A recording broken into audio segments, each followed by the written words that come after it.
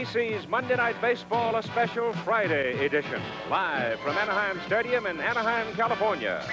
The California Angels hosting the world champion New York Yankees, and this ABC Sports exclusive brought to you by Chevrolet and Chevrolet dealers coast to coast.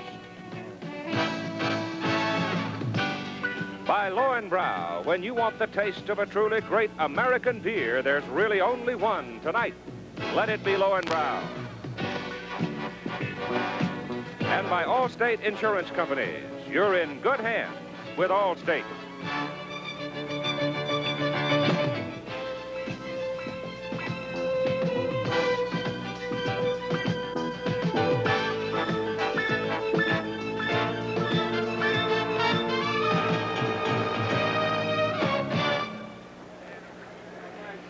Anaheim Stadium, home of the California Angels, where the New York Yankees are calling tonight, where attendance is up more than 372,000 this year, the biggest single increase in baseball. The standings in the American League now look like this. In the Eastern Division, the Baltimore Orioles are leading by 3 over the Boston Red Sox. The Milwaukee Brewers are holding at 7 games back. The Yankees are in 4th place, 9 games off the lead after being banged around again up in the great Pacific Northwest.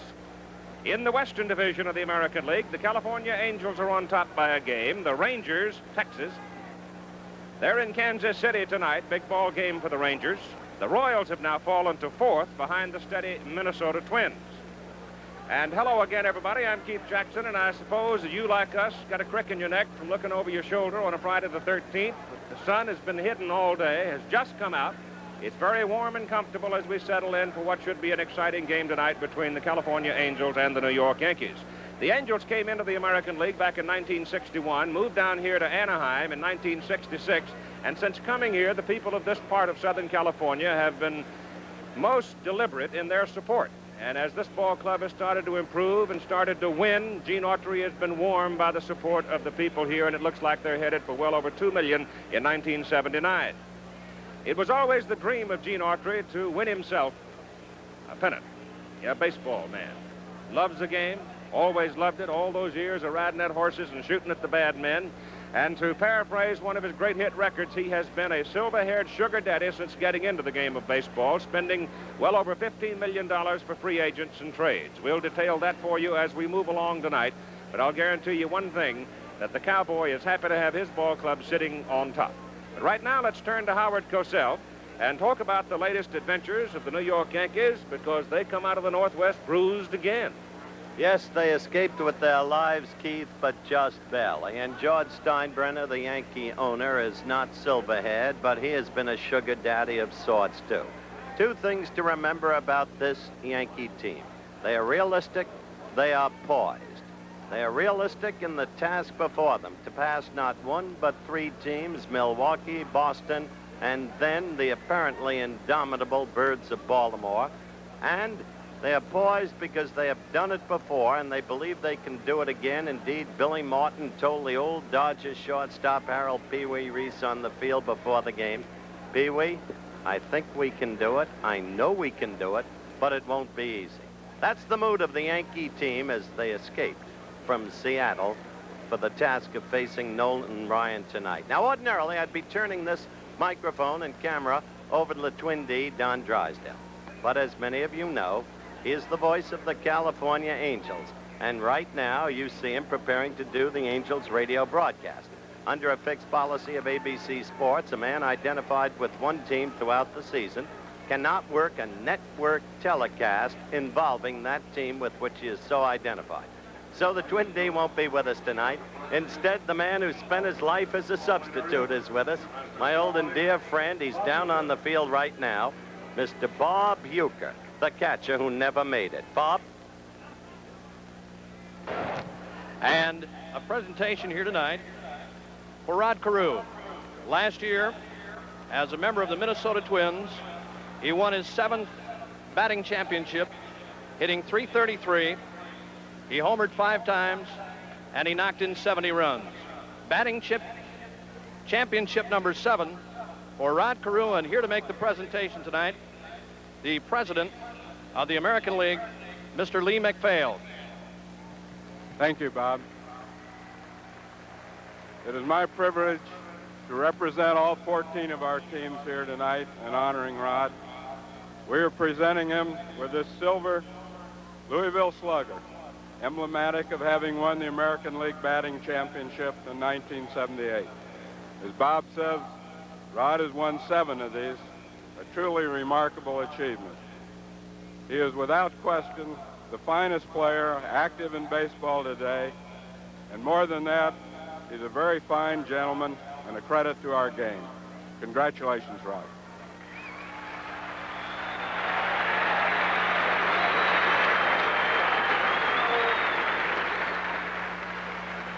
Thank you very much, Mr. MacPhail. And I'd like to thank the Louisville Slugger, Hillerk and Bradstreet, to have been presented me with this award tonight. And I just hope that I can get back within the next week or so and give Roy Smalley and the other guys a run for another batting title in 1979. Thank you.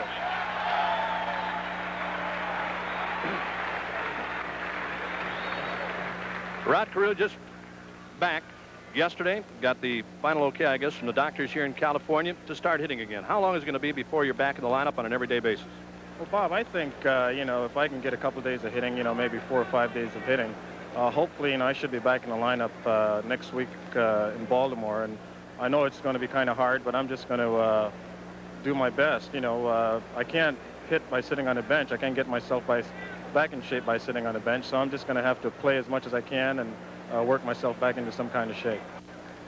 All right, gentlemen, thank you. And congratulations one more time to Rod Carew. Our starting pitchers tonight, Louis Tiant, 6-3 for New York. Nolan Ryan, 11-6 for California. The Angels and the Yankees coming up on a Friday the 13th. Major League Baseball presents Big League Tips. Well, I think the most important thing about hitting is find a bat that you can use, something that you can swing.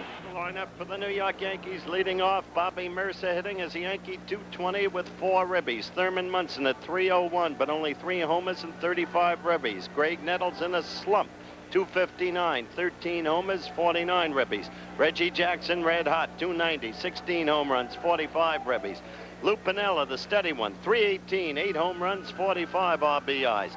Chris Chandler struggling, 264, 9 home runs, only 29 RBIs. The DH, Jim Spencer, 262, 8 home runs, 24 RBIs. Willie Randolph getting on base often, 268, 3 homers, 34 RBIs. Bucky Dent at 250, 1 homer, 21 RBIs. Keith? The Angels have not taken the field as yet. Might tell you that Jim Fregosi, the manager of the California Angels, is not with the ball club tonight. He's hospitalized for some tests.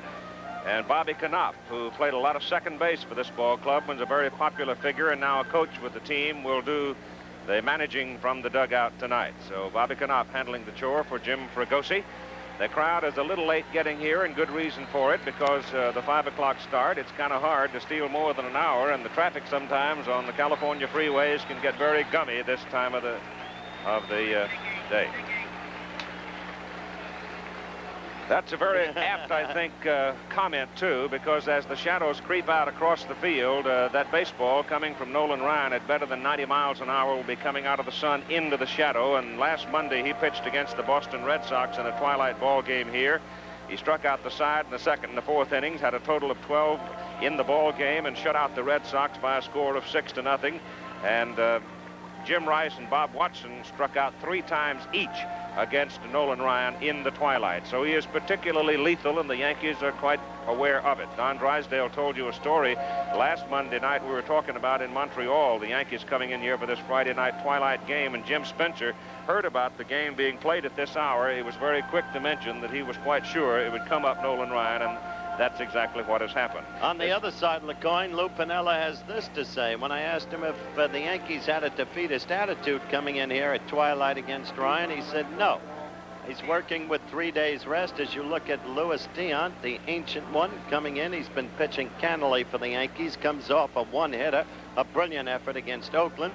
Piniella said, I think working with 3 days rest, he will, and after a tough game where he threw a lot of pitches, he will not be nearly so effective as people think. Both feel fellow who first came to fame as a member of the Oakland ball club, Joe Rudy, who's finally sound and playing well once again, hitting over 300 since returning from the injury list. Rick Miller, who has just come off the injury list, is hitting an even 500. He's been wearing them out since he came back to play, and he's outstanding defensively. Over in right field, Dan Ford, who came from the Minnesota Twins in a trade, and he has been very effective all year as well.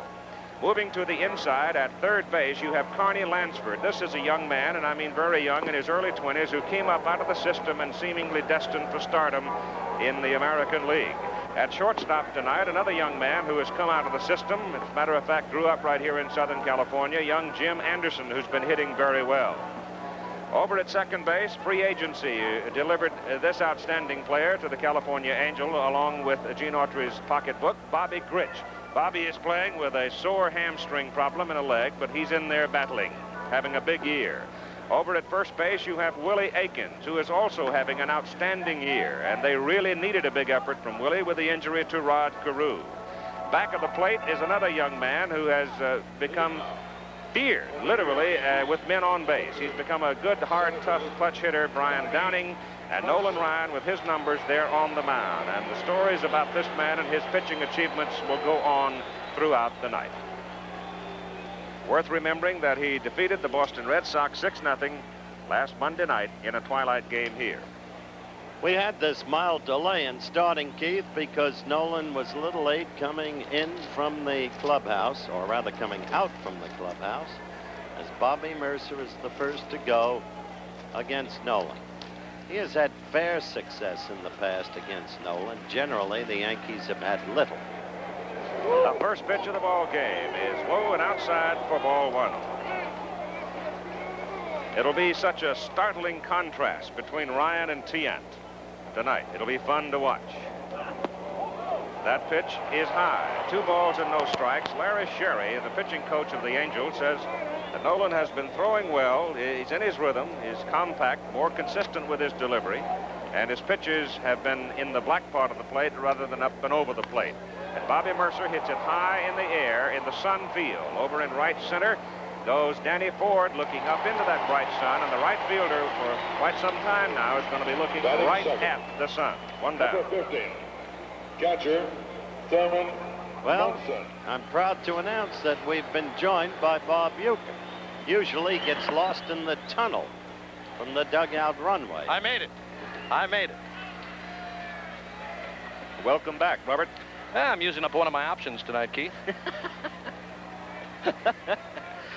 Thurman Munson at 301 on the season with 3 home runs, and Ryan has it on the corner for a strike. I asked Thurman about facing Ryan in the twilight. He said, me against Ryan, it doesn't matter. 5 o'clock, 8 o'clock, it's the same thing. Breaking pitch is high, and the Texan stretches his shoulder a little bit. He's in an option year and having a good year. He goes outside, and it goes to 2-1 on Thurman. Lives in Alvin, Texas, off-season. That's about 30 miles southeast of Houston. There's There you the see. amplification of what Howard was That's saying. right. There you see it.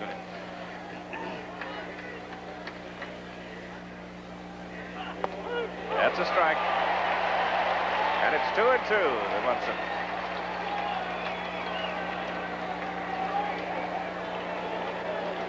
Nolan, during the off-season, doesn't do anything particular except live and work as a farmer. That keeps him in pretty good shape. 2-2 to Munson. Fouled away. Interesting to see that graphic just posted, Keith. Despite all of the talk about Nolan's total effectiveness, he's only 8-8 against the Yankees, and there's the earned run average, 3.71, not consistent with his general overall earned run average. So he's had trouble with the world champions, although they freely attest to the brilliance of his performance. Munson punches it down the right field line. It's just foul. Just foul. You know, Keith, watching Nolan Ryan pitch here on Monday night when he stopped Boston, he struck out 12. In the early innings in that game, the Red Sox did not touch him. Did not touch him at all. A couple of balls hit here in the first inning by Mercer, and that ball just missing in right field by Munson. But Ryan in that game on Monday threw 140 pitches. It's kind of hard to figure how this guy can work with 3 days rest throwing that many pitches. That's the Piniella theory that I've already discussed while you were wending your way through the tunnel with your absence of vision. Piniella thinks that Ryan will be a tired pitcher tonight, and the Yankees will get him. Contact by Munson on that last drive and the one Mercer hit were both on balls up in the strike zone. Whoa, there was a bullet, just missed. Count goes full, 3-2.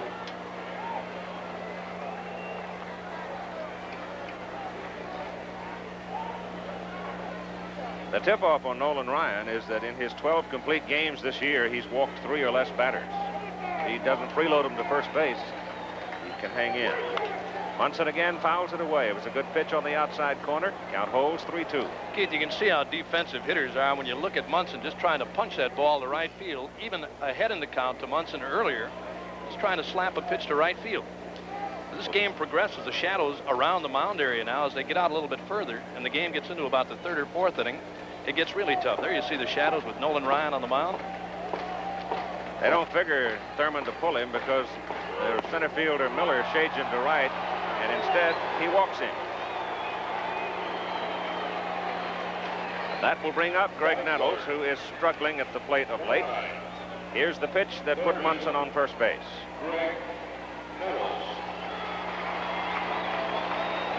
We're close. But it was up. Nettles at 259, and that's not that far off his career average. But he has not been productive of late. No, he's been in a deep slump for a long number of weeks. Isn't quite aware of what he's doing wrong, but he's been through it before, and he's always come out of it. I was watching him in the hitting cage before the game. Pitch is low. Looked like the bat weighed about 30 pounds. Tell you, when you get 16 hits against Seattle and 14 runs and you go 0 for 6, you start thinking. I think Keith brought up a very important point, too, with Nettles. Munson is going, and the throw through, and he's gone.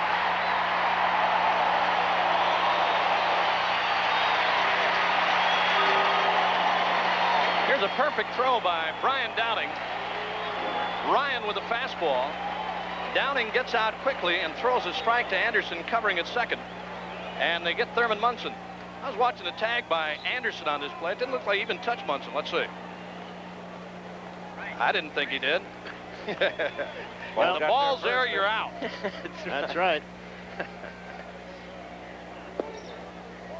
But nonetheless, in evidence, as you look to the call ball of what Martin's been doing with this club, he's led them to a record of 15-9 since he took over. Munson is a good runner for a catcher, and he's been getting base running efforts out of Piniella, Munson, unexpected sources. Try and keep the other team off balance. 3 balls and no strikes to Nettles. There's one, 3-1.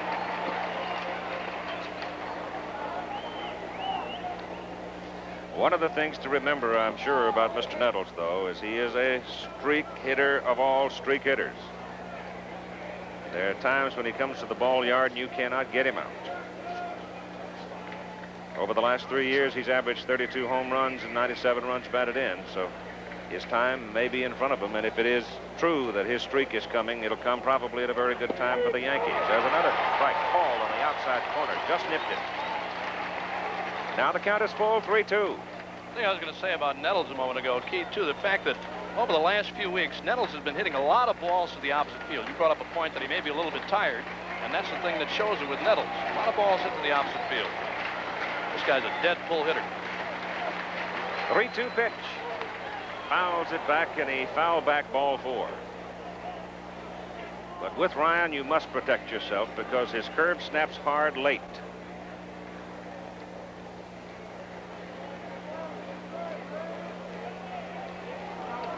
Most of those base hits, in fact, virtually all of them against California came in the early part of the year when Greg was off strong. I think guys worry about Nolan Ryan. They don't worry about 0 for 4 in a game like this, twilight. They worry about 0 for 27. Yeah. Right. And surviving. That's fouled away, and that was a good pitch. This is the ballpark where the Los Angeles Rams will hang their helmets as the 1980 season. They're going to move the Big A next week. A couple of 100 tons of it. And there's a man right there in the California dugout that's sure going to be welcome back. Though, as I said, Willie Aikens done an outstanding job for him. But having Aikens and Carew both available to play first gives you an idea of the depth of this California ball club that they've been able to build into it. Nettles strikes out on an high fastball, and the inning comes to an end empty for the New York Yankees. Yankees nothing, California coming to bat. The lineup for the California Angels: Rick Miller leading off at 289. The brilliant young third baseman Connie Lansford at 313. Dan Ford next, 285, 11 home runs. Tough. Don Baylor, incredibly, with 80 RBIs, 21 home runs. Willie Aikens at 280, 57 ribbies. Brian Downing at 346. What a surprise. And then Joe Rudy at 233, but he'll get up there. And then Bobby Grich at 302 with 18 home runs. Finally, Jimmy Anderson at 267. Here's Keith. Defense for the New York Yankees tonight. Outside, it is Piniella, Mercer, and Jackson left to right. Inside, it's Nettles, Dent, Randolph, Chambliss, Munson back to the plate, and Luis Tiant is on the mound. He had a one-hitter against Oakland in his last outing, won the ball game 2-0. He's got every pitch that you ever heard about, read about, and 3 more. Exactly right, Keith. They talk about Nolan Ryan being tough in the twilight. The same holds true for a guy like Tiant. He's got such an unorthodox style of delivery. Turns his back to the hitter, straight overhand, sidearm, throws underhand once in a while. As you said, Louis Tiant throws anything, everything, plus maybe even a forkball this year, they say. Well, here comes Miller, Lansford, and Ford in that order. Miller returning to action on Monday after coming off the disabled list with a broken bone in his left hand. He's got a little splint underneath the wrappings for some stability, because the wrist is still weak. But a fine defensive outfielder, and he has been hot at the plate since he came back. 9 for 18. Rick Miller came over from Boston. Wasn't any place for him to play over there, and he's a kind of an athlete who's good enough to be playing for somebody. He finally found his way to Los Angeles, and Tiant snaps a little slider on the outside corner for a called strike. I love that pitch. It's so reminiscent, though not in quite the arc of Rip Sewell's old blooper pitch. Fastball inside just to bend him a little bit, and it's 1-1. Darren Johnson coaching at first base for California, and there's a name from out of the past. Bobby Knopf is at his normal position at third base, though he is the acting manager tonight. The numbers on Louis Tiant against California.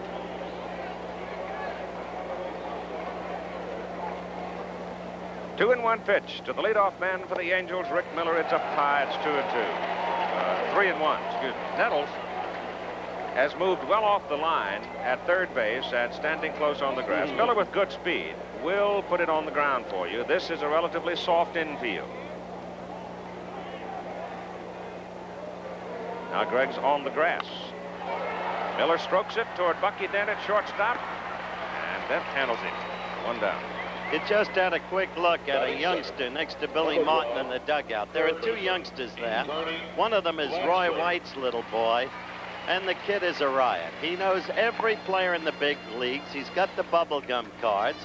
And Billy called him over before the game today, and he said, "Will you tell Howard your latest trade?" And he said, "I traded Billy Martin." I said, "For whom?" He said, "For the Oakland manager."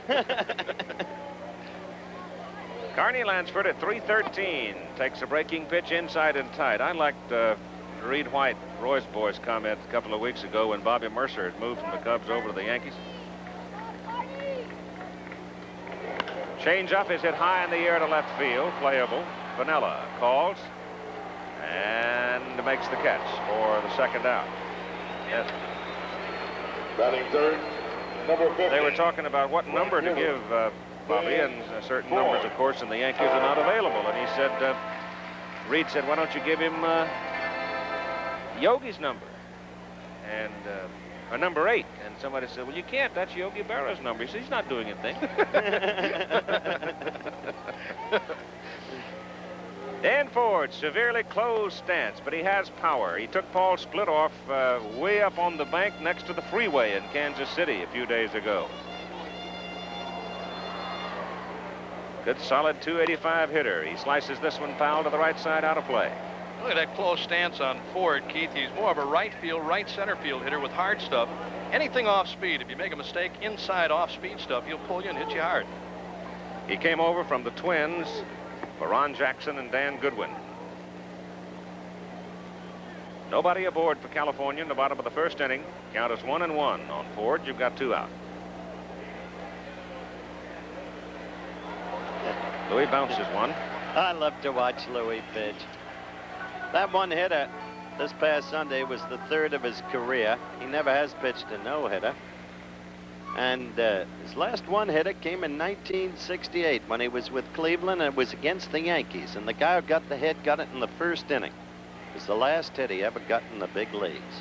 A fella named Mickey Mantle. Got a lot, I'll tell you that, before I packed it in. Ball is hit foul to the right side, out of play. You've got a pretty funny act out here now. Howard mentioned the fact that Tiant turns his back on the batter just before he makes his delivery to the plate. Well, you look at Ford standing in the batter's box, and for a split second, what you have is a hitter with his back to the pitcher and the pitcher with his back to the hitter. You look in from center field, and you can see now as Ford takes his stance just how severely closed he is, literally with his back to the pitcher. By the time Louis swings around now, it's back to back. And that's low. Louis turn around and say, this guy kidding? What are you doing?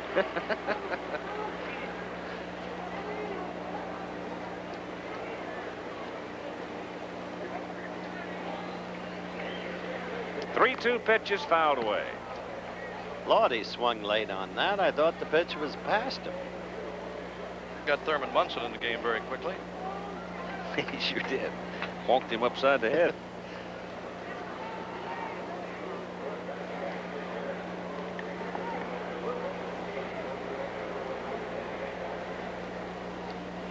Crowd still filing in. Big crowd. Tomorrow night's game is also a wall-to-wall sellout. 3-2, and Ford takes outside. All right. Coming up now, one of the hottest hitters in baseball, Don Bell. 80 RBIs, 21 home runs. I talked to him about his efforts thus far. Don, you've just about gone crazy at the plate this year. How come? Well, the first part of the year I had Rod Carew hitting in front of me, and they pitched around Rod a lot the first 2 months of the season. I had 50 RBIs the first 2 months, and he deserted me in June, and I had 11. And so in July, I really picked up. I had a bad hand the first part of, June, and I just didn't hit the ball well. But right now, I'm back on track, and I'm swinging the bat great right now. Pre-game comments, Don Baylor. Historically, his most productive months are August and September. After this kind of a start, goodness knows what he's liable to do. At one point, he had a couple of 2 home run games, had 9 home runs in 9 games. There are the figures, month by month. He told you about June and July.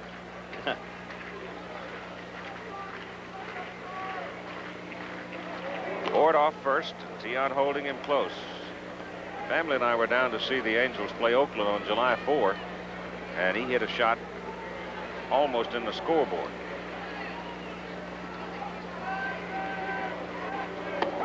Side wheels, and it's good for a strike, and it's 1-1. Got to tell you, the Dodgers, with their terrible troubles, got the Mets into winning ways, which is no small task. The Mets won the first of 2, 7-6 over the Giants today. The 1-1 pitch to Baylor, standing deep in the box to look at Tiant as long as he can before he cuts loose on the pitch and he fouls it back. And it's 1-2.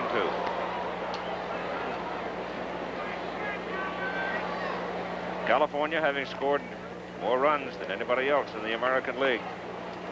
They have been hammering the ball.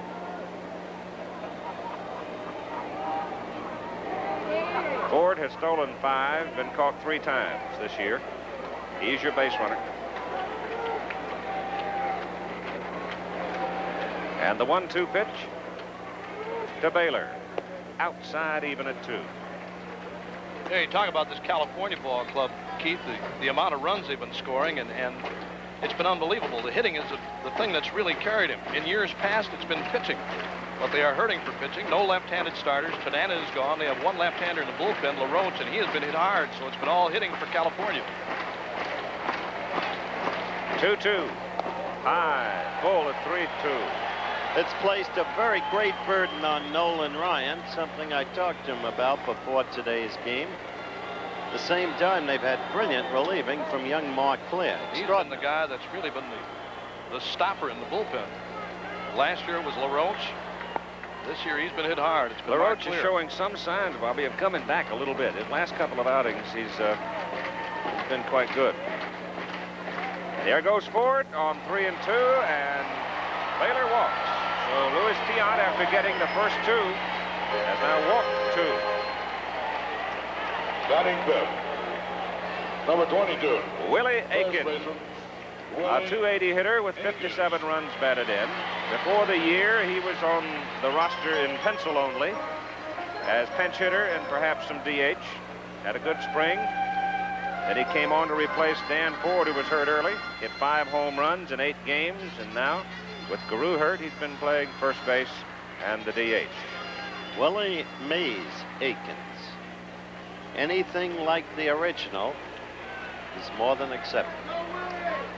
2 out, 2 on. No score, bottom of the first inning. Louis Tiant pitches and gets a strike on Aikens. They'd send he'd come up to the big club, and he'd last a while, and he'd go, he's young a couple of years ago, and he'd go back to Salt Lake, and he'd wear everybody out over there, and then he'd come back up, and then he'd go back, but he's arrived now. The amazing thing about Aikens, Keith, the fact that he's only played in 67 games. Yeah. That pitch is low. His managers in the minor leagues were the 2 people who are coaching at the corners for California. Bobby Knopp, A and AA, and Darren Johnson in AAA. I'm sure that helps a young man.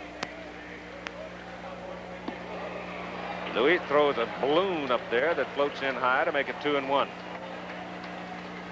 Well, he's thrown 11 different pitches already. Having a little trouble getting him in the strike zone. Plate umpire is Jim Evans.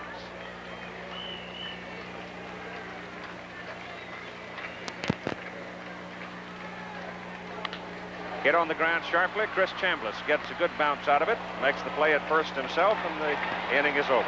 So the Angels got a couple aboard, but can't move them along. And after 1 inning of play, we have no score. Back with more baseball after this word from our local station. Your attention, please. Son. Reggie Jackson. For the Yankees, the middle of the order. Reggie Jackson, Lou Piniella, and Chris Chambliss. Reggie now at .290, 16 home runs. He has struck out 21 times in 58 lifetime appearances against Nolan Ryan. It's power against power. Things don't look much better tonight. Nolan threw 19 pitches in the first inning. We'll keep a steady running tab on that, remembering that he threw 140 pitches this past Monday. He's working with 3 days rest. He's low and away on his first pitch to Reggie for ball 1. I don't take seriously the number of times a pitcher has struck out Jackson. That doesn't diminish Jackson's threat. Foul back here. The thing I like about this confrontation, Howard, between these 2 guys, Jackson's a super fastball hitter. Of course, Nolan Ryan, strictly a power-type pitcher with a fastball. I like to see him challenge a guy like Jackson, but the thing that was so big for Nolan Ryan on Monday night, the fact that he had such an outstanding curveball against the Red Sox, along with a great fastball. See how he works to Jackson. 1-1 to Reg. Outside and high, ball 2. He does not have the breaking pitch. They'll just sit in there. Guys like Reggie will sit in there and wait for that, lay on that fastball. And he doesn't have that breaking pitch. He's not going to win too often. Well, that's why Chambliss hits Ryan so well. And the strike. 2-2. Chamblin's the one Yankee who's got a career average of over 300 against Ryan, and he says very simply, I just look for the fastball, and that's it. Took him a long time to get his curve in hand. 5 years to develop it. High to the left side. Joe Rudy coming over near the line, has a play and makes the catch. Coming up now, Lou Piniella, who escaped relatively unscathed from the Seattle Kingdom, but not without a near altercation. Listen. Lou, want to tell me about the San Diego Chicken? Well, we were playing in Seattle, and, you know, as everybody knows, we don't play very well there, or we haven't played very well there, and the Chicken was having a little more fun with us than I thought he was entitled to. I feel that the Chicken's good for baseball. Let him stay outside of the white lines. Let him stay in top of the dugout or in the stands, but don't clown around too much at the players, especially after they're getting beat like we were. I just threw my glove at him, had some words with him. He started clowning around with me. I told him I was going to make him a Purdue broiler if kept messing around with me. Breaking pitch is in for strike 2 now to Piniella. Well, the couple breaking pitches that he has thrown tonight, Keith, and a beauty. Dropped off a table. Struck him out on 3 pitches.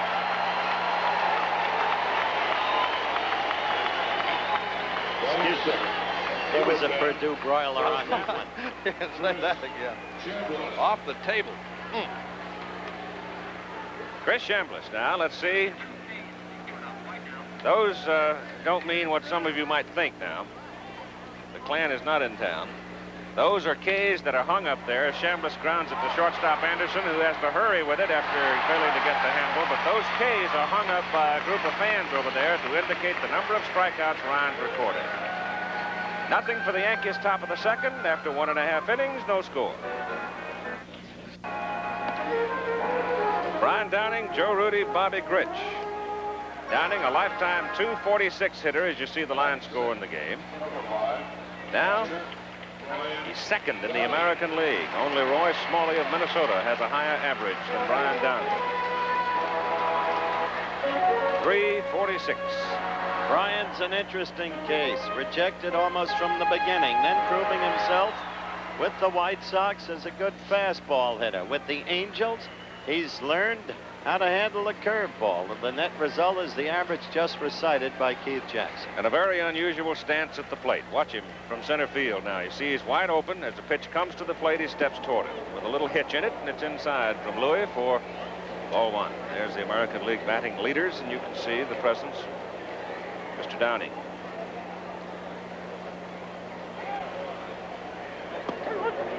Over the top, snaps in, and it's 1-1.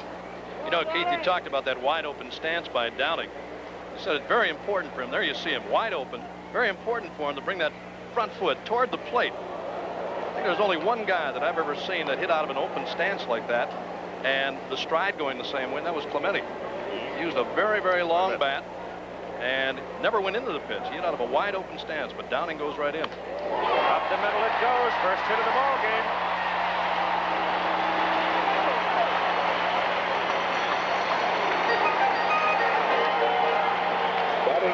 Downing is on, and here comes Joe Rudy and scores out of the National League. Montreal seeing its lead pared down in recent days, leading the Padres 5-4. Game 1, the 8th inning. Atlanta over Pittsburgh 8-2 in the 4th. A grand slammer for Jeff Burrows. We told you about the Mets' victory over the Giants. Dodgers and Phillies died in the 2nd. St. Louis, Houston, later start. We'll keep you abreast of all of them. That was the 8th career grand slam for Jeff Burrows, incidentally. Those numbers on Joe Rudy a little deceiving. He's been hitting much better than that lately. Still the same fellow he's always been. Polite, quiet gentleman. Lives on 200 acres of land near Baker, Oregon. Posted land. Posted land, that's right. Lays it down foul. Clemente, eh? The only one you ever saw with that open a stance. No, not with that open a stance, but didn't go into the ball like Downing does. Roberto, when he'd stride with his front foot, Howard, I thought it went toward third base, but he had that long bat. What about Fatty Fothergill with the Tigers in 27? Well, he hit from the left side, though. No, he didn't.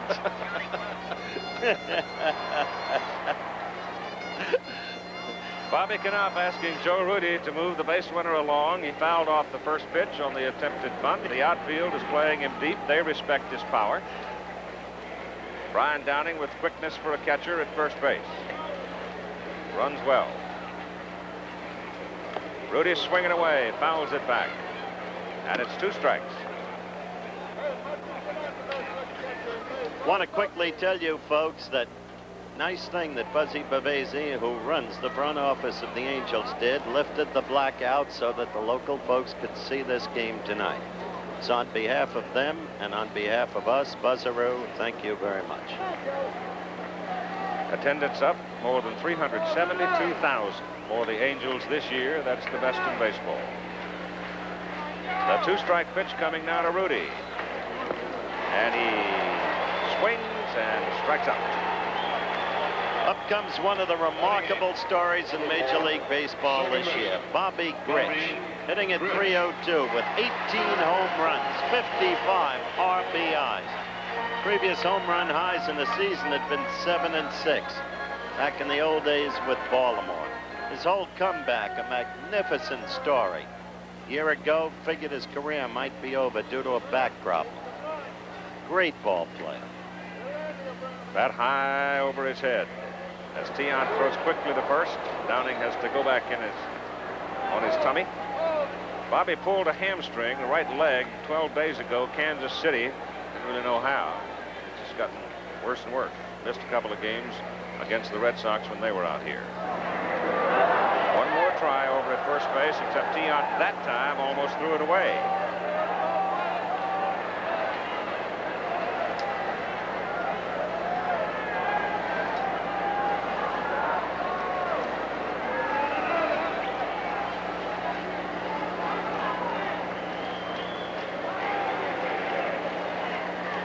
The pitch is high and away to Bobby Grich. Downing is 2 for 4 on the base pass. You can see the Angels have not done a whole lot of running in their last few games. They haven't had to. Been rattling the fences. For the parking lot. Shot. Oh, Nettles flags it down. Downing gets back to the first base. Now we'll have a timeout while Gray counts his fingers. What a reflex action. Look at it again. Well, a bullet hit by Grich, and Nettles appeared to have lost that ball for a moment. The crowd behind home plate there, and it happens every once in a while. Those balls that are hit back to the box are hit sharply on the infield. You lose them momentarily in the crowd, and Nettles appeared to have lost it for a second and then grabbed it. One of the great things about Nettles as a ball player is he compartmentalizes his thinking. When in a batting slump, he doesn't go into a fielding tailspin. He is there, as he is always, the greatest. Jimmy Anderson, the shortstop, takes a fastball on the outside corner for strike one. He's only 22 and very likely the shortstop of the future for California. Been struggling a little bit with a sore shoulder. He's a scrappy little battler. Strike. Went far enough. Look at this play by Greg again, and then think of what Bob Uecker said. The possible loss of vision due to the crowd behind the plate. The ball actually knocked him down. 2-strike pitch to Anderson. He's gone. So the Angels get a leadoff single from Brian Downing, but they can't do anything about it. And we played 2 innings of play at Anaheim. We have no score.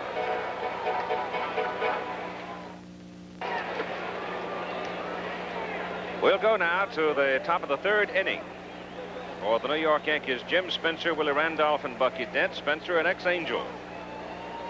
He's the designated hitter. He has 8 home runs. He's dangerous. In batting practice, he knocked 4 or 5 of them in seats or out there in that hole they're digging for the enlargement of Anaheim Stadium.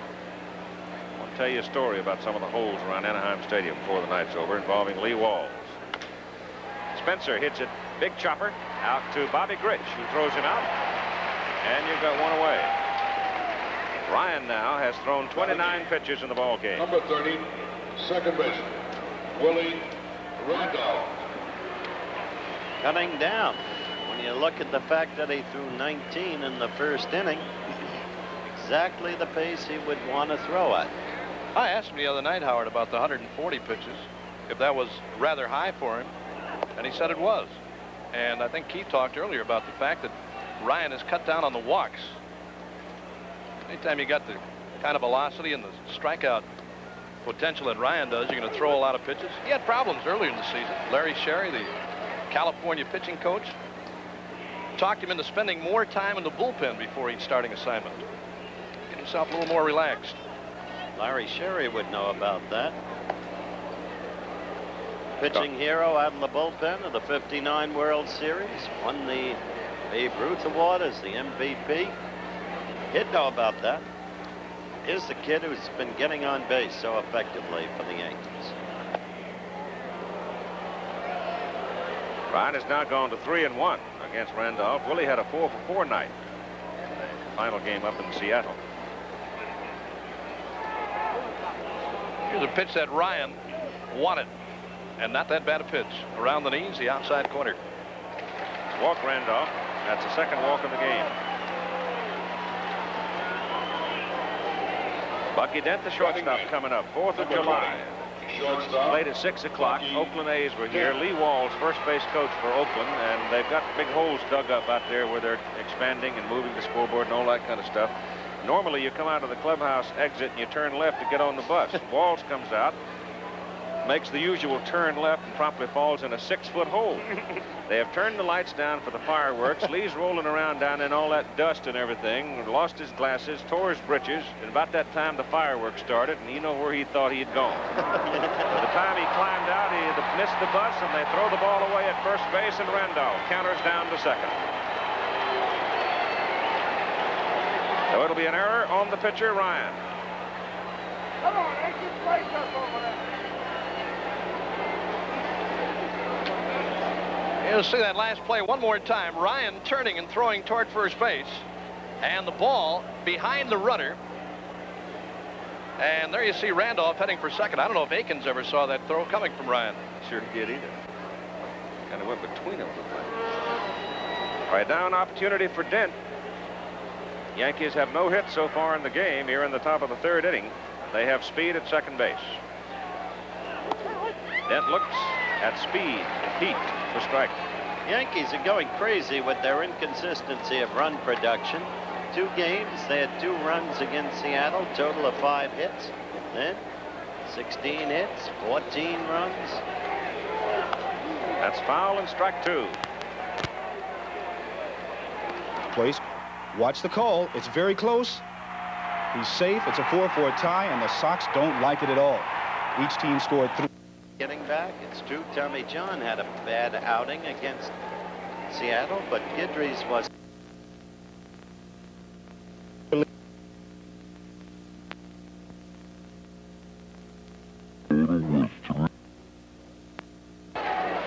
Two-strike pitch. Gone. Bye-bye, baby. Fired. I'll tell you, that's got to be a 100-mile-an-hour pitch right there. No contest right here. Fastball around the outside part of the plate. Look at this, right on the outside part. Tailed in, right over the outside corner. Tailed in. Fastball that came back in. 2 down, Randolph at second. Here's Bobby Mercer. Bobby out on a fly ball to the left fielder, Rudy. First time up. Or to the right. Can't tell if that's a 9 or a 7. Be Danny Ford. Caught it over in right field. Pitch is just outside. You know, when you watch a guy like Nolan Ryan, the overpowering fastball, now when you're standing up there hitting against him, when he starts spot pitching, hitting the outside part, the inside part, it's really unbelievably tough. Bad enough you got to face the express and the great curveball. He's standing in the sunshine. All around him is shadow. Boom, here it comes, and there's a strike. First really big game I ever saw Ryan perform in was the year of the Miracle Mets '69 playoff game, Shea Stadium against Atlanta. And he came on in relief, saved that game, totally dominated it, and you could see the Nolan Ryan of the future there. And oddly traded by the Mets for the Angels' present manager, Jim Fregosi. Just outside, close. Just outside. Ryan's grumbling about it. What a team you could build out of the men the Mets have traded away. Here's that last pitch again. These are the pitches that Ryan really wants. He says, everybody knows I can throw hard, I can throw balls across the plate if I want, but these are the kind of pitches that I want. The corner pitches, missing to Mercer. I think there's some preconditioning on the part of the arbiters, expecting him to be a little fatter on the plate with it. And he's not, doesn't have the reputation of being a nibbler. 3-1 now. They all talked about working the plate tonight too, Keith. Who, me? Yeah. Where's my flak vest?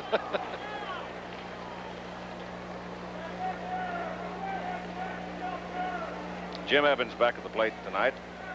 Fred Spinn at first, Rich Garcia second, Larry Barnett at third. Those are the umpires. Outfield playing Mercer straight away.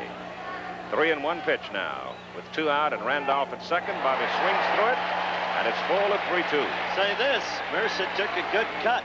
A good cut, just overpowered by that pitch. Incidentally, in that playoff game I mentioned, Nolan Ryan got the win. Never forget when he first reported to St. Petersburg. They knew he was a whiz kid instantly. 3-2 pitch, Mercer fouls it back. Bobby hanging in.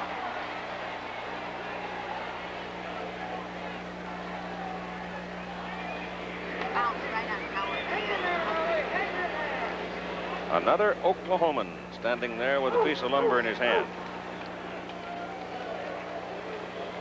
Bobby not having an easy time of it at the plate. Yeah, but he's steady.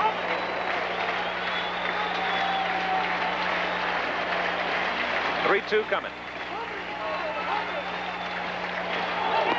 Got him.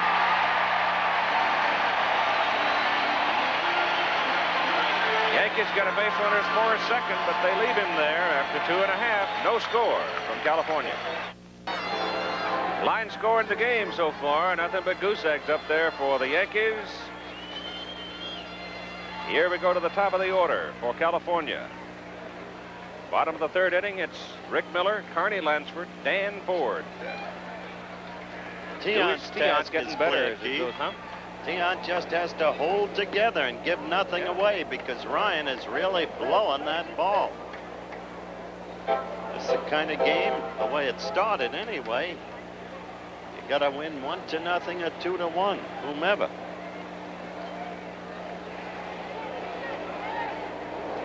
That's out into right center, carrying pretty well. Mercer on the move, flags it down. Ball was hit with some authority. 1 out. Among the Yankees' struggles, the problems with the center fielders. Rivers on the disabled list, injury. Benitez on the disabled list, injury. They are authentic center fielders. Mercer, in perfect truth, is not. The Yankees have suffered 3 times with Bobby's inability to go back on the ball over the head. Not a rapid Bobby, but that's a statement of what his problems are in center field. Carney Lansford fouls it away. Lansford with a fly ball to left field. His first time up tonight. If Bill Rigney does nothing else for the rest of his life for the Angels, he's entitled to be paid for finding Carney Lansford. He's his boy, lock, stock, and barrel, and what a young player. Well, I tell you, he's turned himself into an outstanding third baseman, Howard. He's got good range. He's quick at third.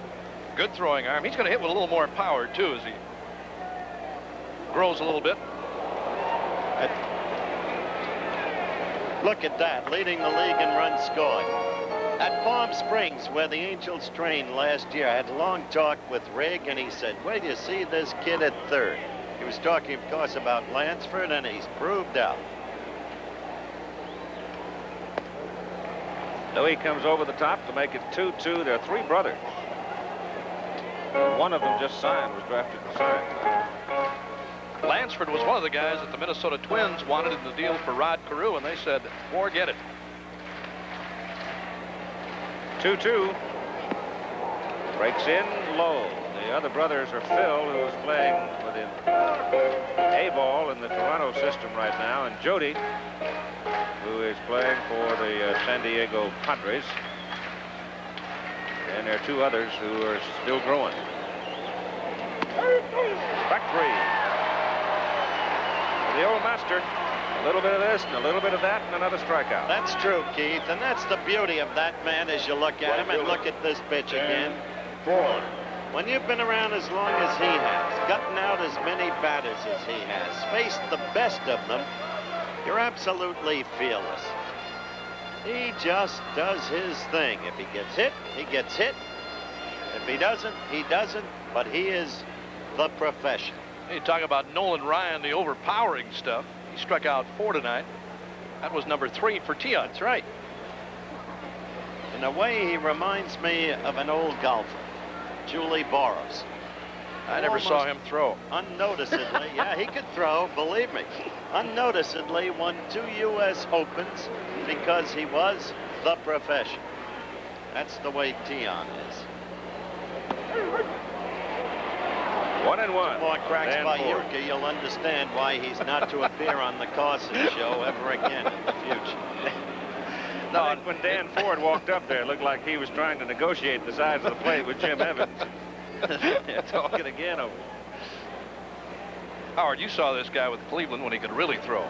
Tian, talk about overpowering stuff, fastball, curve, and he threw from every way like he does now, only had a lot better fastball.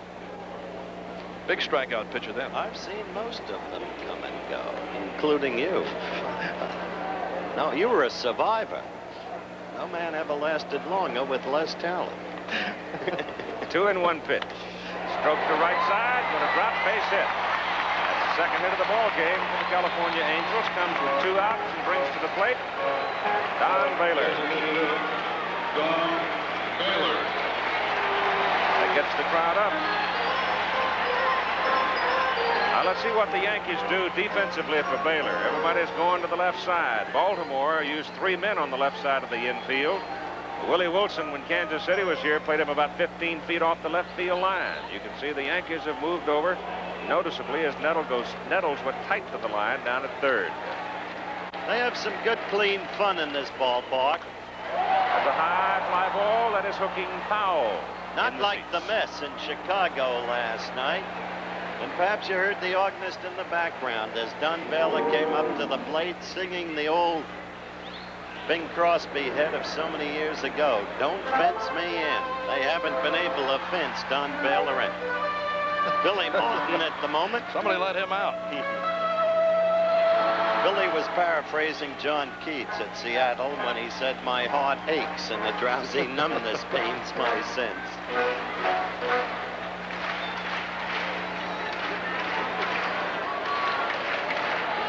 Ford edges off first. Tiant got to be careful with the big guy.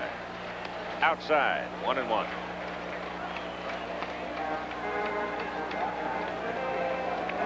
$80 RBIs. 8-0. He's only just begun. Another half season to go.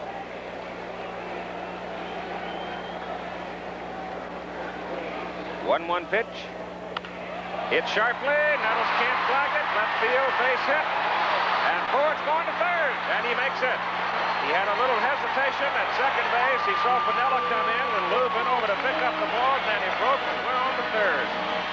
Well, look at it again. Play. You'll see Nettles just flag it a bit. Deflect its course. That's why Ford was able to take third base. There are some that even Nettles can't get. And so Willie Mays Aikens comes to the plate. Out of Seneca, South Carolina, which is about 5 miles or so from Clemson University. Home of Danny Ford one time, and the Clemson Tiger.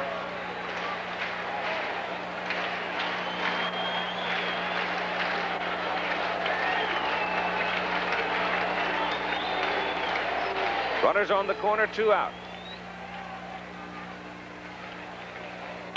Aikens fouls it down the right side.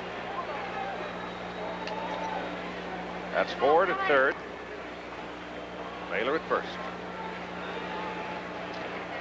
Angels have 3 hits. The Yankees are hitless. Ryan's fanned 4. Tian has fanned 3. Bottom of the third inning. The first real threat in the ball game by either team. And the change is high. Louis changed his training habits a little this year. He runs twice as much on his off days, he says. Kept his weight at 201. And improved the quality of his cigars. Right field, base hit, Angels lead as Ford comes in to score from third.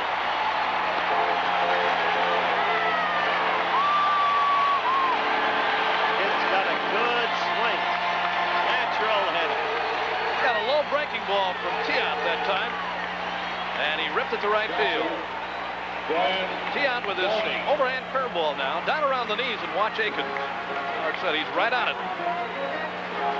Beautiful. So the Angels now, with 4 hits in the game, take a 1-0 lead. Bottom of the 3rd inning. Here's Brian Downing, who had the first hit of the ball game back in the 2nd inning off Tiant. 2 out, 2 on, 1 in.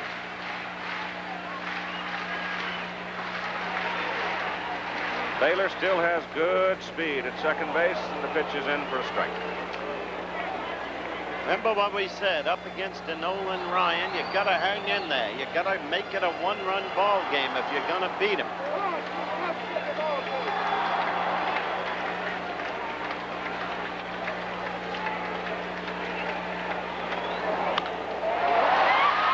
Into center field, base hit. Here comes Baylor. Angels lead it 2-0.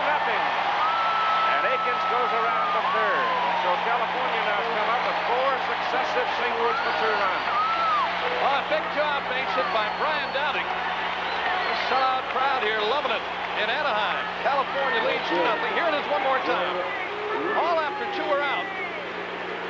Headed up to left center field. A diving try here by Bucky Dent. He can't reach it. And the Angels lead 2-0. Runners at 1st and 3rd. And you see Thurman Munson talking things over with Louis Tiant. There's the Davis kid who's become a kind of good luck charm.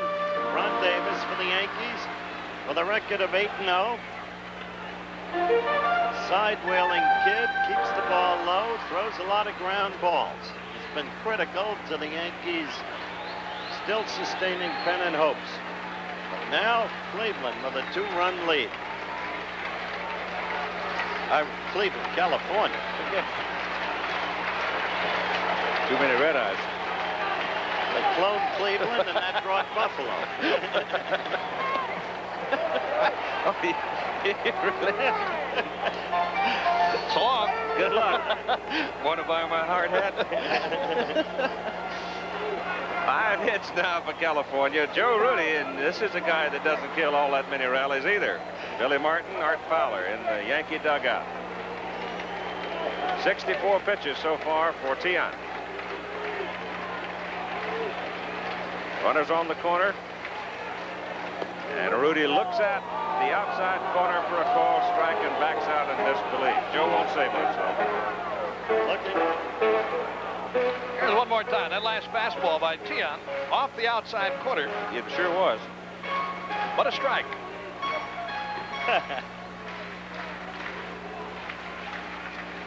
No, Ryan's not getting that call. Can't he did. see Nobody might ever. You're right. They can't see it. Oh, it's hit high. It hit deep. And if it's fair, it's gone. It's foul. Oh, my goodness. That woke up the big house here. Just took foul. Hanging breaking ball from Tiant. Rudy got it all but foul.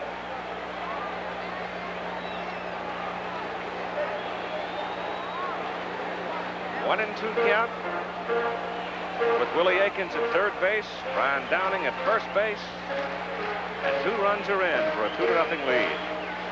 Angels in the bottom of the 3rd inning, leading Texas by 1 game in the American League West, with Texas playing in Kansas City tonight. The Royals have really been struggling. Woof. They came in here and swept California. It looked like world beaters, but since that time, they've just been wobbling. That pitch is just outside.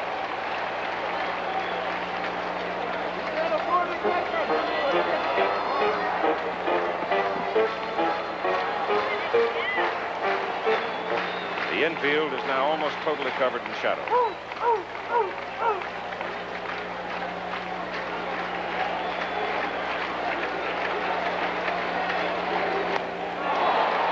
Rudy strikes out, and the inning is over.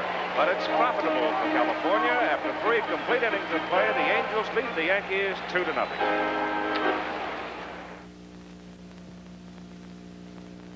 Tomorrow.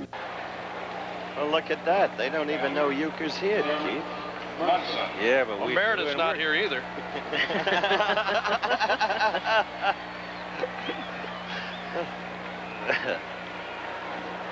It'll be Thurman Munson, Greg Nettles, and Reggie Jackson for the Yankees as we move to the top of the 4th inning. With Nolan Ryan now, 2 runs to the good. The Yankees still nothing but zeros.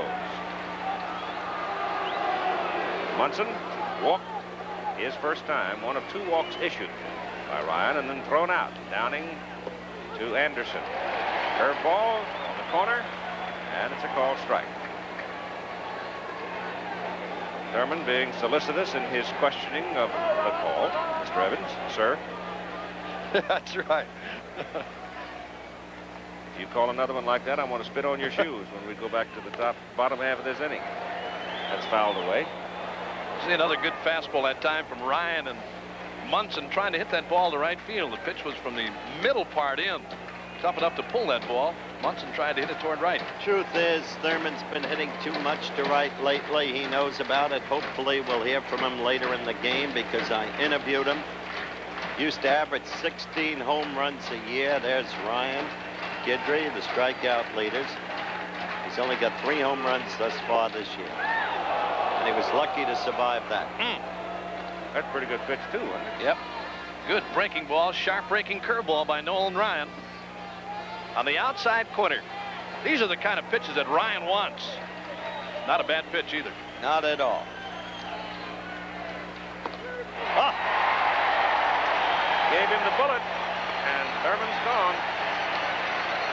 Strikeout number 5. Coming up, Greg Nettles, a man who was very honest when he talked with me today about the return of Billy Martin as Yankee manager. What's been your personal reaction to Martin's return, and has he made a difference? I think it was a good move for the team because, you know, last year when they got rid of him, we needed to calm us down, and at the time when he took over this year, we needed somebody to fire us up, and you know, and Billy's the kind of guy to do it. And I think the time he took off, almost a year now, I think it settled him down a little bit, and he's handled himself a lot better than he was toward the end last year. Pre-game comments of Greg Nettles, whose contract expires at the end of this season, and he rolls the ball on the ground to Bobby Grich, boxes it around, throws him out, and you've got 2 down. Greg did say that negotiations are in what you could call the serious stage right now. Here's Reggie.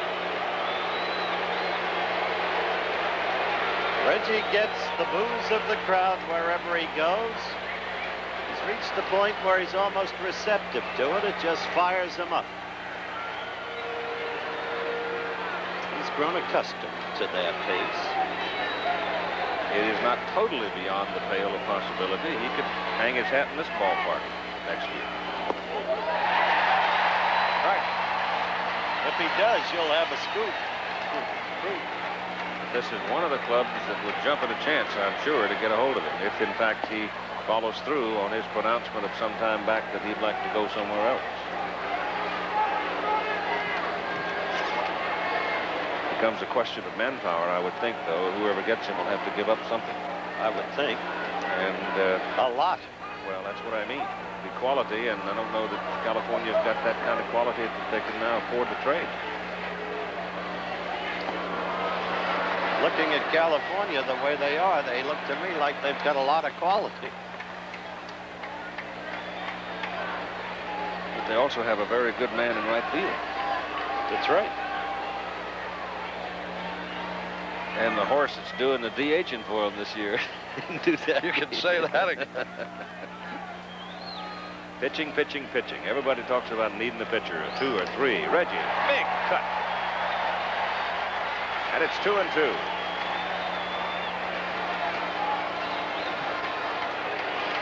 You know, you get a club like California, Keith, I'm sure it would really upset the fans here, depending on how California finishes, of course, this year. They've got a good, solid ball club. We talked earlier, they may need a little pitching. They don't have a left-hander. Tanana is out now, and there's some doubt as to when he will pitch again. As you look at the California defense, the huge crowd here tonight, jammed up. To break up a ball club, to bring a guy like Jackson on, I think would really upset the people here in California. Won't do it. That pitch is high, and it's a full count, 3-2. There was a big brouhaha when Bobby Bonds was traded away. A lot of griping and moaning about it, but turned out in the Bonds deal that Levasia produced 5 regulars on the field. Haven't heard much about it lately. Regis fouled that one back. No, Bobby's holding press conferences in Cleveland now. He wants to leave there. Yeah, he said it's time to go. That's right. They've enjoyed him for 2 years there. He's It's been time around. to go. Yeah. He's been around. San Francisco, here, Texas, Cleveland. And he's still a great ball player.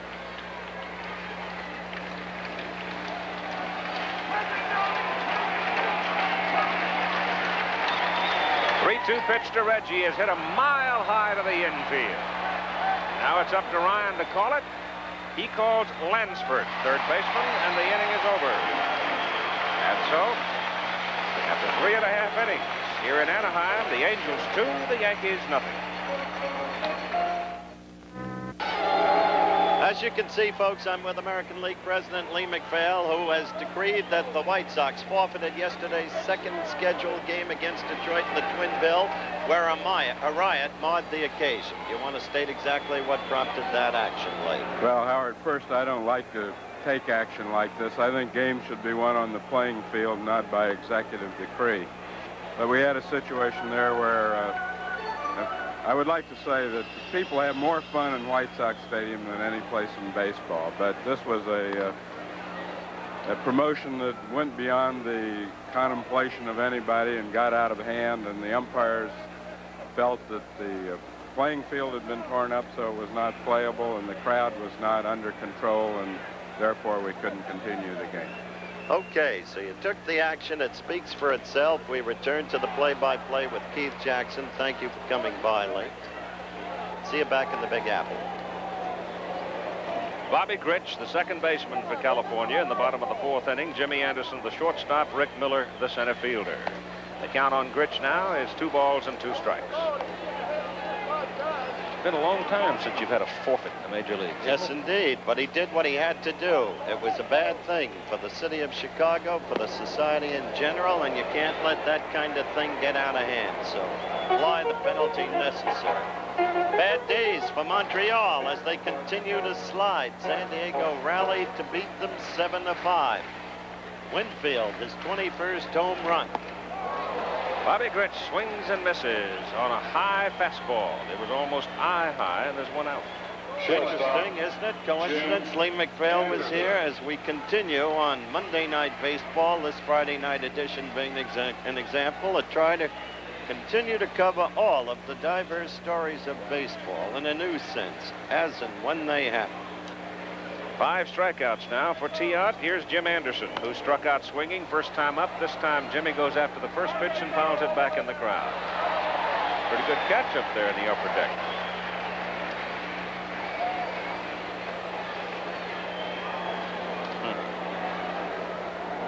Wearing a Yankee hat, wasn't he? Swing and a miss, and it's strike 2. Well, Tiot's matching Ryan in the strikeout department. He's trailing 2-0. Both have struck out 5.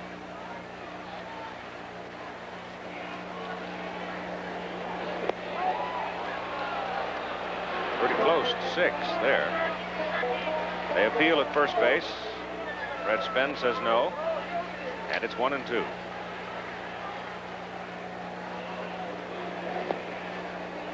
Two and 2. Close 2, Keith.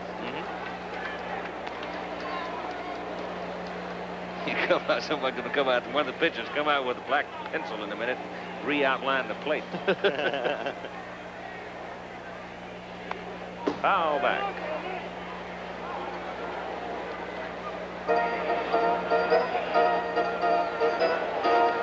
Wonder why he's so happy. He's glad to be Fouled big one leaguer. back. Are you kidding? Well, maybe that's it. He has really done a job, Howard. He sure has. High to the right side, coming back, and Chambliss stays with it. Chris, near the stands, makes the catch. Chris is a little wary of those pop fouls. He had one in Seattle that hit a speaker, and then Roberts on the next turn it back, or rather the next swing, hit a home run. Now the top of the order for Rick Miller, 0 for 2. Earlier this year, before he was hurt, Rick hit some line shots off Luis, including one that almost undressed him right back through the box. Good player. Got a chance to play here. He's much like the Martin kid with the Cubs. Quickly the scores. Minnesota 5, Toronto 4, the 6th. Cleveland over Milwaukee 2-1 in the second. Detroit, Chicago 0-0 the second. More coming. Aye. With 2-0 the Angels here, the bottom of the fourth. Royals and the Rangers tied 2-2 in the third. Boston, Oakland, Baltimore, Seattle, later starts. There's game one final, which we have given you. San Diego over Montreal. Atlanta 13-2 over Pittsburgh. Cincinnati 1-0 in the first in rain, and look at that blow. Off the wall at 390 feet, and Miller is turning and going to third. A triple.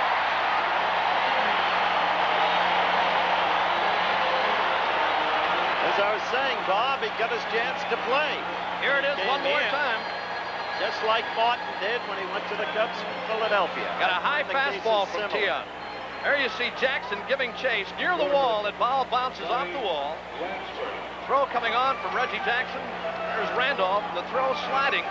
Miller into third with a triple. That's base hit number 6 off Louis Tion. Miller almost hit one out of here back in the third. His last time up, fly deep to Mercer in center. And another tough cookie up. Down the line strength, Keith, in this batting order. Oh. Gotcha. One of the things I think that sort of marks this team is they're not cocky, but they're confident. They sort of look like a bunch of ball players that have been melded into a team who feel like they can win. As Lansford hits it high in the air to left center field, but Mercer has a beat on it and flags it down for the third out. So they leave Miller at third base. And after 4 innings of play, California 2, New York nothing. Please report to security. It is 2-0 California. The Yankees will come up with Pinella, Chambliss, and Spencer. We go to the top of the 5th inning, and folks in the Milwaukee area, here's a voice you've heard before. Mr. Bob Uecker. Okay, Keith, Pinella, Chambliss, and Spencer here in the Yankee 5th inning. Nolan Ryan struck out 5, walked a pair.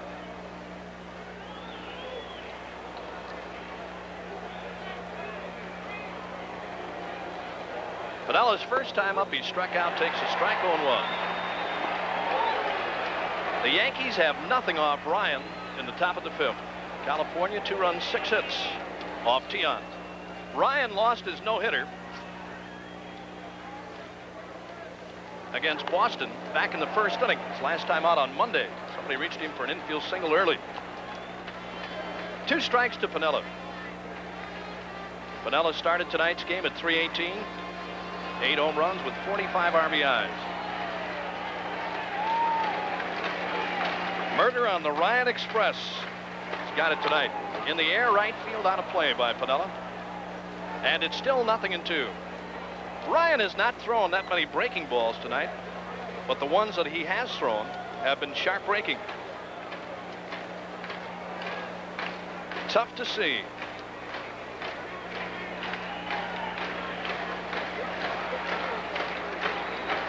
On the outside corner, missed. 1 ball and 2 strikes.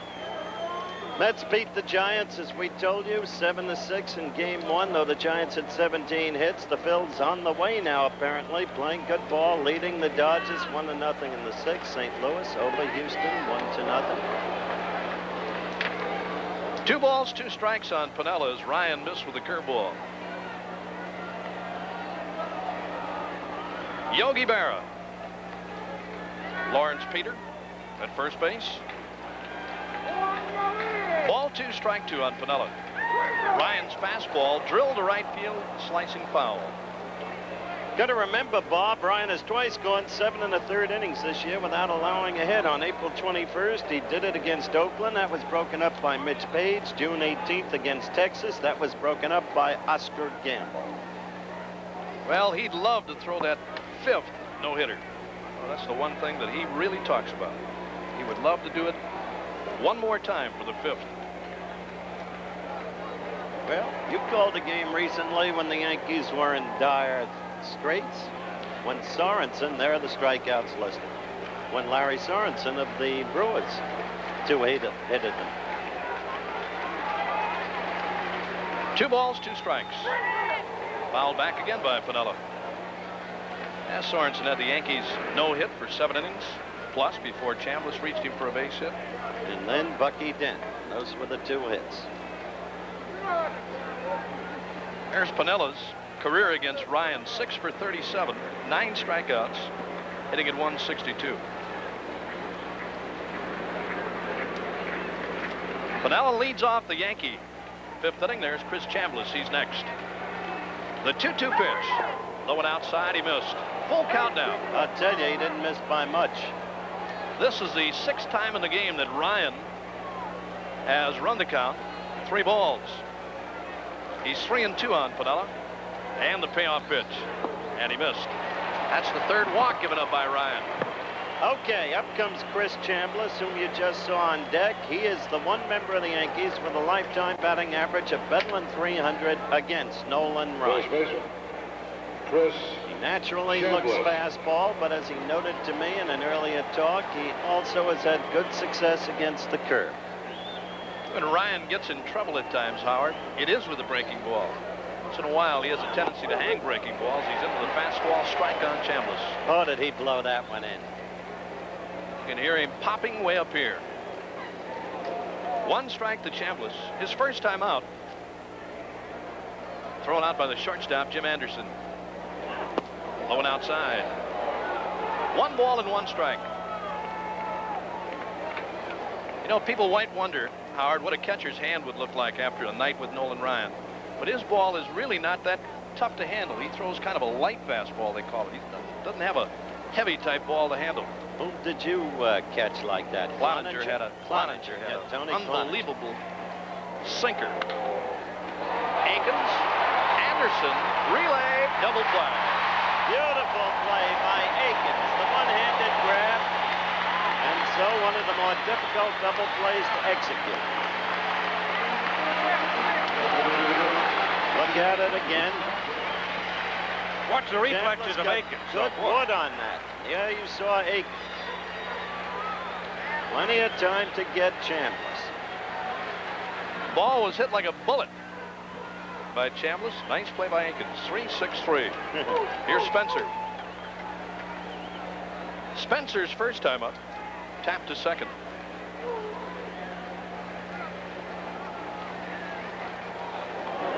Breaking ball, and Ryan missed. Slider from Nolan Ryan. 1 ball, no strikes on Spencer. See Ryan drive off that mound with that back leg. There's a good breaking ball. Counts even, ball 1, strike 1. Beautiful pitch. He really drives. Take a look at his back leg when he starts bringing the pitch toward the plate. Look at him push off. Breaking ball, and he missed. A bit upstairs.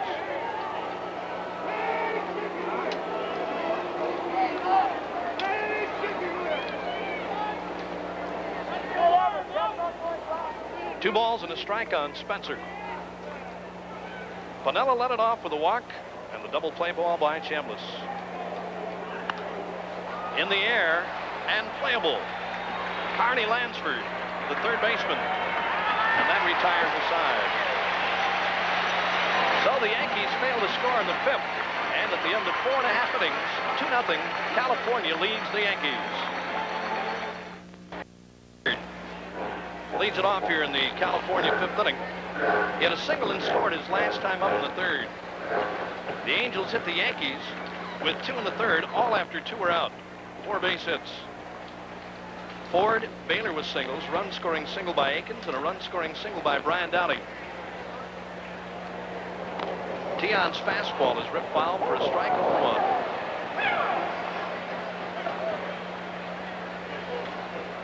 Tion has walked 2, struck out 5 tonight. He walked a pair back in the 1st inning, but California couldn't score. Numero 1.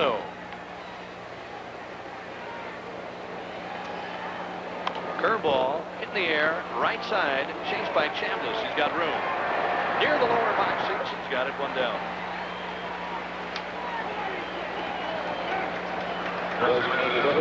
It'll bring up Don Baylor. He's been on twice, walked in the first, singled, and scored in the third. Baylor having a big year. Yeah, and he finished 14th in the All-Star voting among outfielders. I noticed that the commissioner approves the system of fan voting and feels that their selections were relatively on even keel.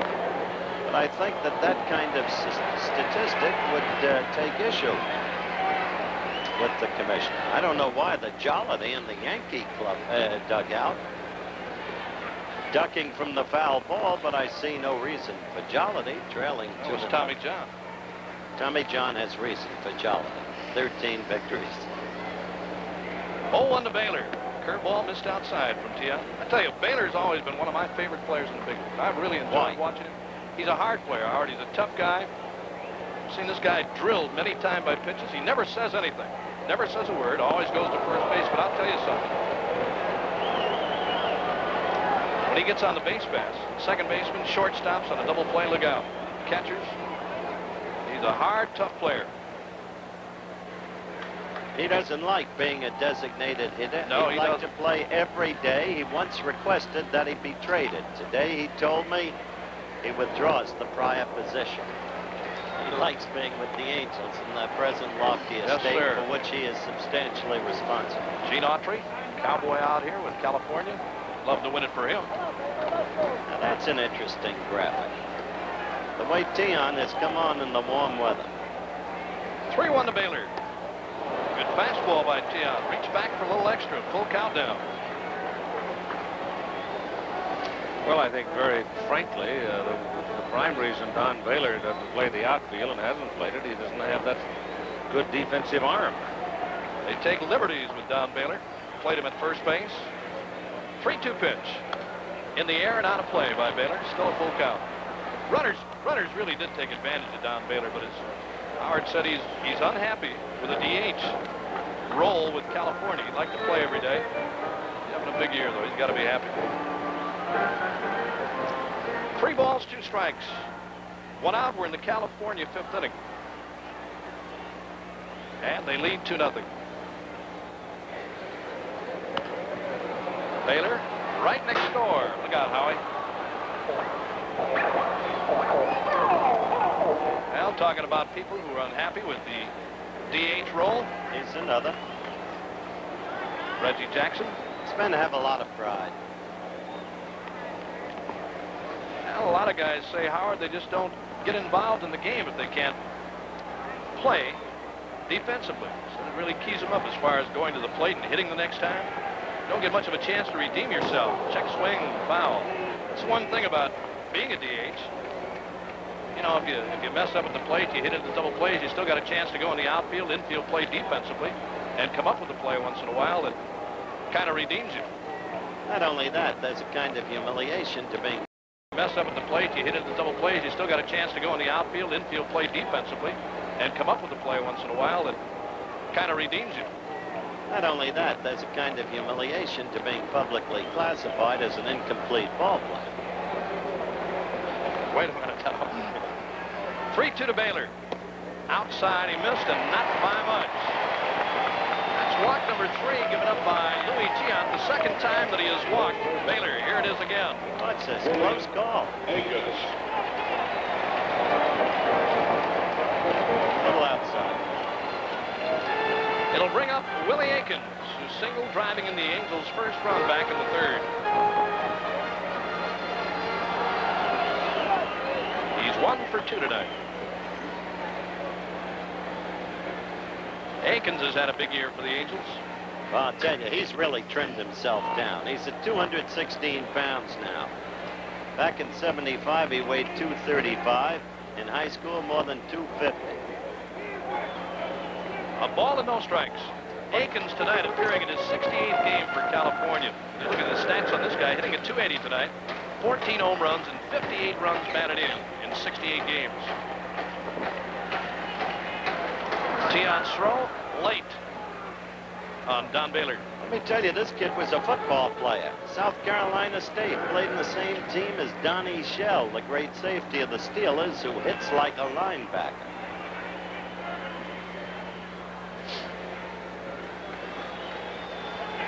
Baylor jumps to a lead at first.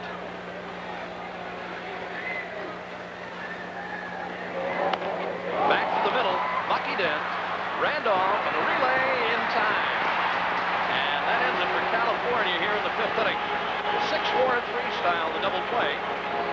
So at the end of 5 innings, as you take one more look at this double play ball hit by Akins right back to the box. He didn't hit it that sharply. There's Dent, Randolph, and the relay. At the end of 5, it is still California leading 2-0. We'll be back with more baseball after this word from our local station.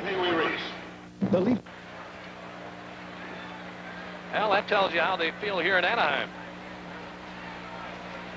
The Angels on top in the West. Nolan Ryan against Willie Randolph. Good fastball for a strike, and it's 0-1. Ryan through 5 innings has thrown 73 pitches. Tiant through 5, 95. Breaking ball picked out by Downing. And the appeal on the call by the first base umpire, Fred Spence. Nothing doing. Ball 1, strike 1. Here's that breaking ball by Nolan Ryan and the check swing by Randolph. 1 ball and 1 strike. Lansford up close at third for Randolph. There's a strike on the outside corner. Boy, Ryan is hitting spots tonight. Getting better and better. The Yankees have nothing through 5 innings. Ball 1, strike 2 on Randolph.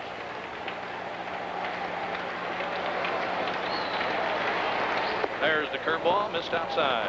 The Royals are getting belted again. Texas over the Royals 6-2 in the 4th inning. Pat Putnam, that kid's coming on, got his 10th home run for the Rangers. The guy that got a job, the Rangers figured he could do the job at first base, and they got rid of Mike Hargrove. He said he has done a fine job. Hit number 10 tonight, inside to Randolph. Texas has pitching, too. Yes, sir. How about that big guy to the bullpen? You got that Jim guy Kern. You bring him in. Fergie Jenkins, Sparky Lyle, there's Billy Martin. Trailing 2-0. Fishing accident accounts for the little adhesive on the bridge of the nose as Randolph fouls it off. Trying to bait a hook and a shrimp got away from him. Tell you, he was lucky. He was telling me he could have lost an eye.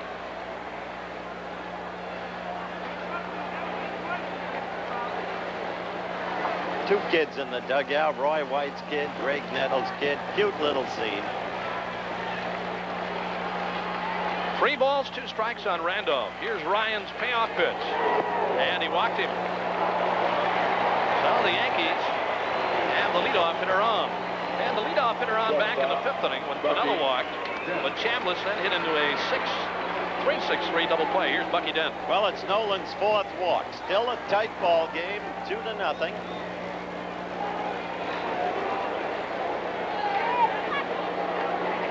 Dent was called out on strikes his first time up in the 3rd.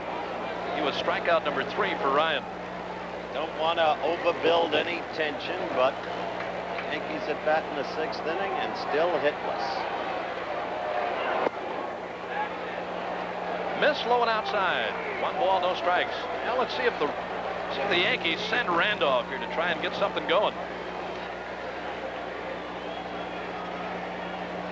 Jumps to his lead against Ryan. The best base runner, of course, especially with Rivers out. And he draws a throw, and he's back in time.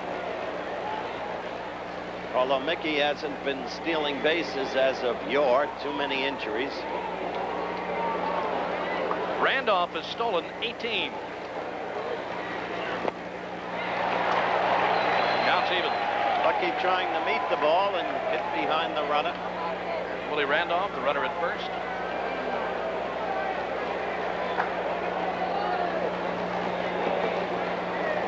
The Angels scored twice in the 3rd. That's been it.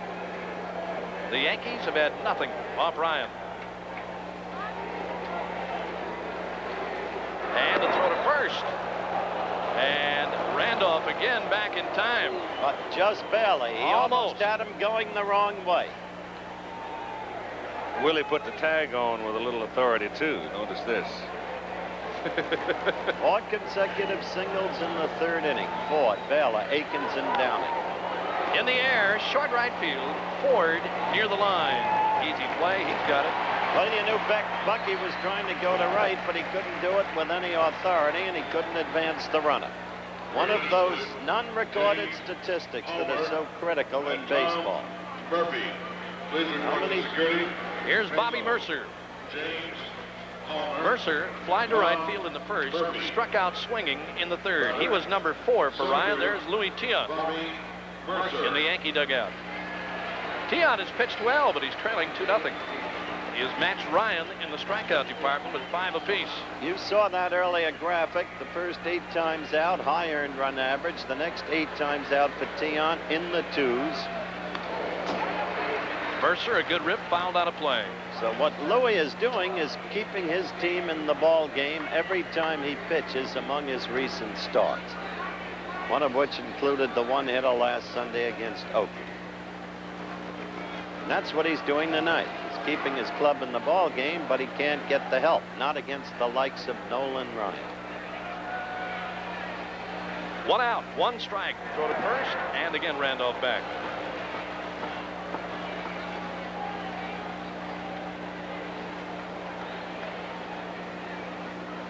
Nolan Ryan after his 12th win of the year tonight. He got number 11 on Monday against Boston. He blew it right by Mercer. The Express. 0-2.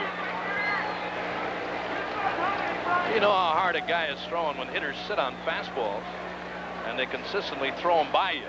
Yeah. Just makes the whole thing seem futile, doesn't it? There was a letter high fastball.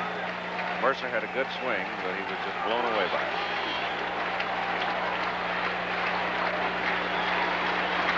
it. 2 strikes to Mercer.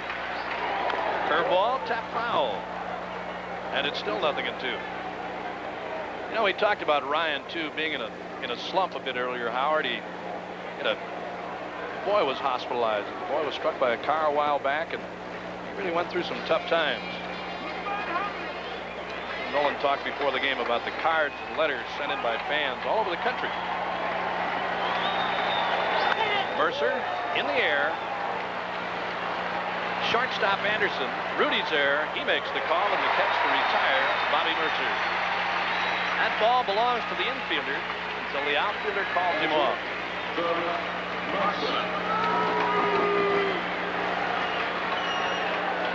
There you see the burden that's on Nolan Ryan, where his team is concerned. Pitching staff belabored by problems. Knapp injured. Tanana not pitching the way he used to pitch. The help of a kid named Mark Clear, who's been spectacular in relief, Ryan has shouldered almost the whole of the burden. He's been doing it magnificently. Munson late on a fastball, 0-1. Tanana's now disabled. They are really worried about Frank Tanana, too, Howard. Tanana himself said he may not pitch the rest of the year.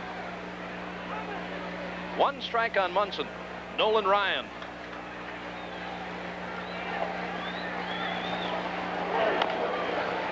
Shortstop Anderson, quick throw, got him. That ends the Yankees' 6th inning. New York gets no runs, no hits with 1 left. At the end of 5.5 innings of play, it is still California leading New York by a score of 2-0.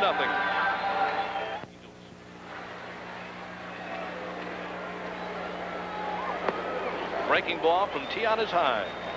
Hey, talk about Downing's hitting. This guy has done an outstanding job behind the plate for California, too. I'll tell you, when he was with Chicago, he had a tough assignment. Wilbur Wood, catching every day and then catching that guy once every 2nd day or 3rd day, depending on the rotation for Wood. And he really battled. Ball 1, strike 1. Tiant, outside, 2-1. I remember Wilbur when he was a baby-faced little guy who showed up in Seattle, in the old Coast League. That's when Keith started for Washington State. Tiant got the outside corner. He's a pretty good pitcher. Until time robbed him. Well, he'd worked every other day at times with the White Sox. Every 2 days. 2-2 to Downing. 3-2 now. Tiant has run it full. Downing has had problems all year long. This guy is, talk about injuries. Spring training, a hamstring, jam left thumb, whole hamstring right leg, shoulder problems, foul tipped, and Munson can't hang on. Hey, think about all those injuries for Downing. He's only missed 7 games this year.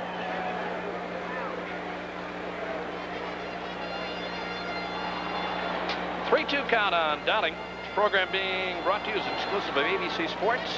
Now let's pause 5 seconds to allow our local stations to identify themselves. Channel 7, KABC TV, Los Angeles. Downing fouling back off Tiant. California leads it by a score of 2-0. They hit the Yankees with 2 in the third. Crowd sitting here placidly, just waiting for Ryan's next turn against the Yankees. The excitement now building. In the air, out of play. Ryan has yet to give up a base hit. When you've had 4 previous no-hitters, you have a right to look for a 5th at Guys this point. a threat every time, right? Ryan tonight has walked 4, struck out 5. Tiant has matched him in the strikeout department. Louis has struck out 5, walked 3. Well, Phil Negro's one another. Randolph's going to have to hurry. Didn't get him. Willie Randolph had to hurry, and Downing legging it out, beating the throw. 3rd hit in tonight's game.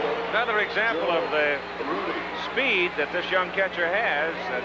High hanging chopper over the head of the pitcher. I told you earlier the infield is kind of soft here. By the time the ball got to Randolph, he didn't have much of a chance to do it. Well, he had to come to the ball in order to get the man, and he didn't do it. Well, when you're hot, you're hot. That's 3 out of 3 for Downing. He had an RBI single that he hit sharply enough, but just that ball was hit in the exactly perfect place. When you're hot, you're hot. Yes, sir. He started tonight at Seeing 346. That'll put him over the 350 mark. Here's Rudy.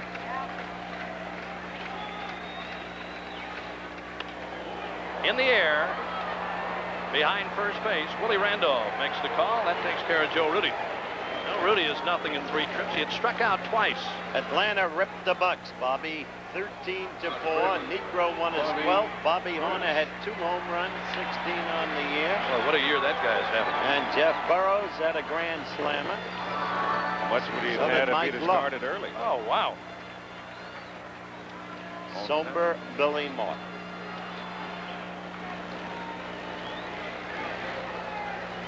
Here's Bobby Gridge. High fastball from Tiant. 1 ball and no strikes. Bobby Knapp. Former teammate right there.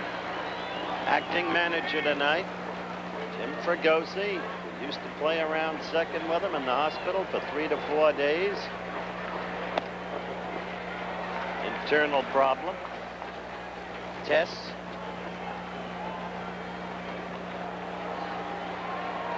Two and nothing on Bobby Gridge. Howard talked earlier about the injuries that have plagued Gridge throughout his career. Back injuries, disc, and a late swing. 2 balls and a strike. There's Bobby. Bobby. Yes, sir. Played second to Fregosi's short. Made Jim famous.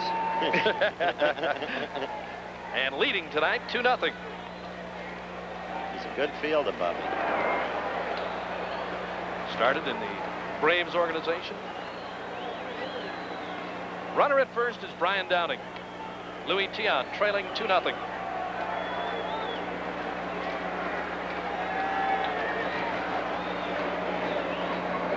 Got the outside corner. Good pitch. Boy, he's something. Work you inside, back you away. Minnesota still leading Toronto. Milwaukee has tied Cleveland. White Sox leading Detroit. 2 balls, 2 strikes on Gridge. 1 out, California's 6th inning.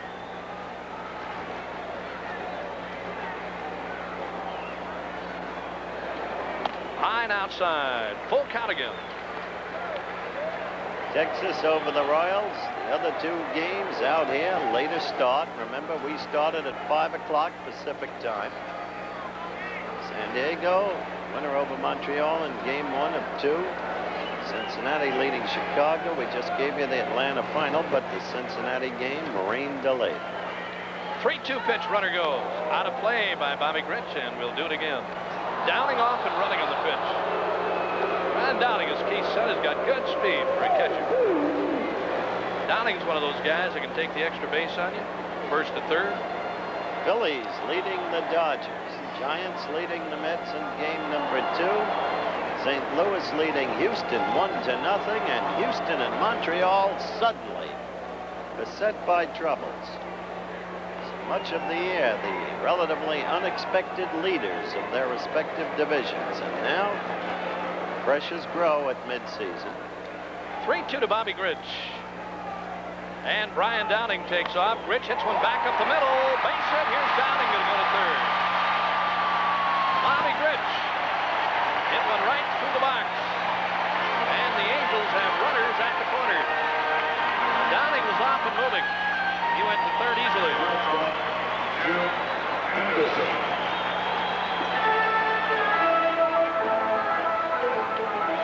8 base hits off Louis Tiant for California. Here's Jim Anderson, the shortstop, 0-for-2. He is struck out and popped to first. Tough spot for Tiant. Desperately trying to keep the game relatively close. A no-hitter for Nolan Ryan, but the Yankees 2 runs off the pace. There is Ron Davis again. Look at that record. It's going to be interesting to see how Billy handles the circumstance in the bullpen now with Gossage coming back, available this weekend, probably back in form after the All-Star game. You know, Keith, you look at the stats as you look at Billy Martin, you look at the stats on Davis. How could they expect any more out of Gossage than they've gotten out of that guy? 8-0. And he has really pitched well. He wasn't there. He wasn't there in May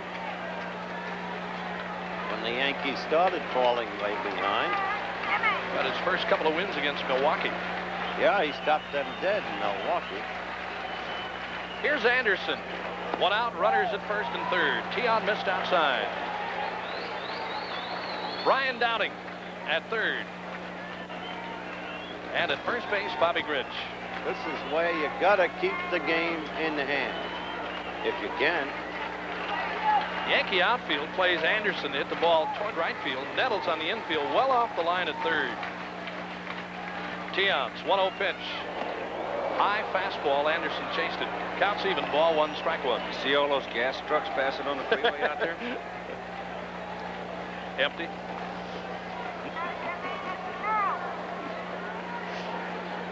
What are you telling us? Fertile country. Ball 1, strike 1. Anderson takes outside. Munson backhanding. And it's 2 balls and a strike. Tiant, through 5 1/3, has thrown 117 pitches. There you see the line score in the 6th.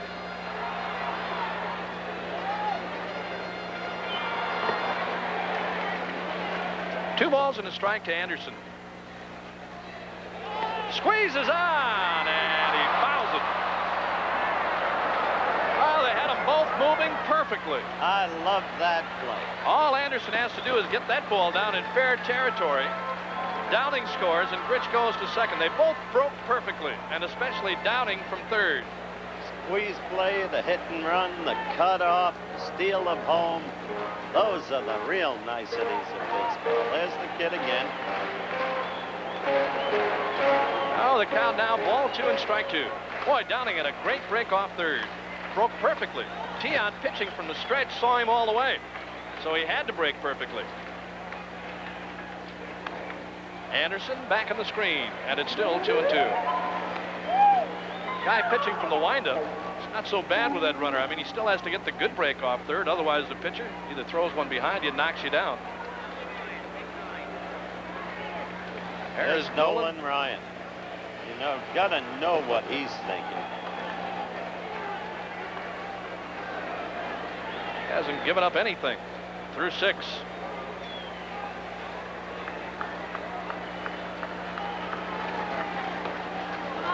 Ball 2 and strike 2 on Anderson. Ryan and Tiant have matched each other in the strikeout department, both with 5. Ryan has walked 4, Tiant 3. He's 2 and 2 on Anderson. In the air, right center field is going to score a run. Bobby Mercer is there. He's got it. Downing will score easily, and the California Angels lead now 3-0. Give that kid Anderson credit. Low outside pitch. Had to protect the plate. Got out under the ball and hit it to relatively deep right center. Well, there you see a very happy California dugout. 3-0 now. Anderson's 13th RBI of the year. And back to the top of the order. Rick Miller, the center fielder. Miller is 1 for 3. Grounded out in the first, flied to deep center in the third, and then tripled off the wall in deep right center in the fourth. Bobby Grich, the runner at first.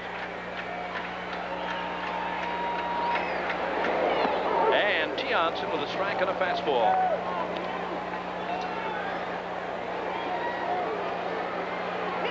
Still action in the Yankee bullpen.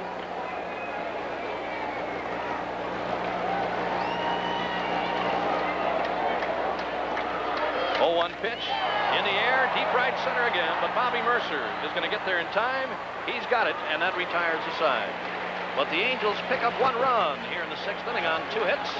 And at the end of 6 full innings of play, it is now California 3 and the New York Yankees nothing. A lot of people think Billy and I argue all the time. Actually, we agree on just about everything, right, Bill? You betcha, George. We even drink the same beer. Light beer from Miller's. Light's got 1/3 less calories than the regular beer, and it's less filling. And the best thing is it tastes so great. No, George, the best thing is less filling. No, Bill, it tastes great.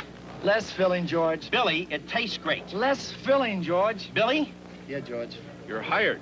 Not again. Light beer from Miller. Everything you always wanted in a beer, and less. Did I say hired? There you see the line score through 6 innings. California 3 runs, 8 hits, 1 error. The Yankees have nothing against Nolan Ryan. Top half of the 7th inning comes on. Greg Nettles will lead it off for the Yankees, and back to call the action for you. Here's Keith Jackson. Thank you, Bobby. Through 6 innings, Ryan, 89 pitches, 35 of them outside the strike zone, 54 of them in the strike zone. Greg Nettles, Reggie Jackson, Lou Piniella. Ryan's first pitch is high and away for ball 1. Minnesota beating Toronto 6-4. Gopes beat LeManchik.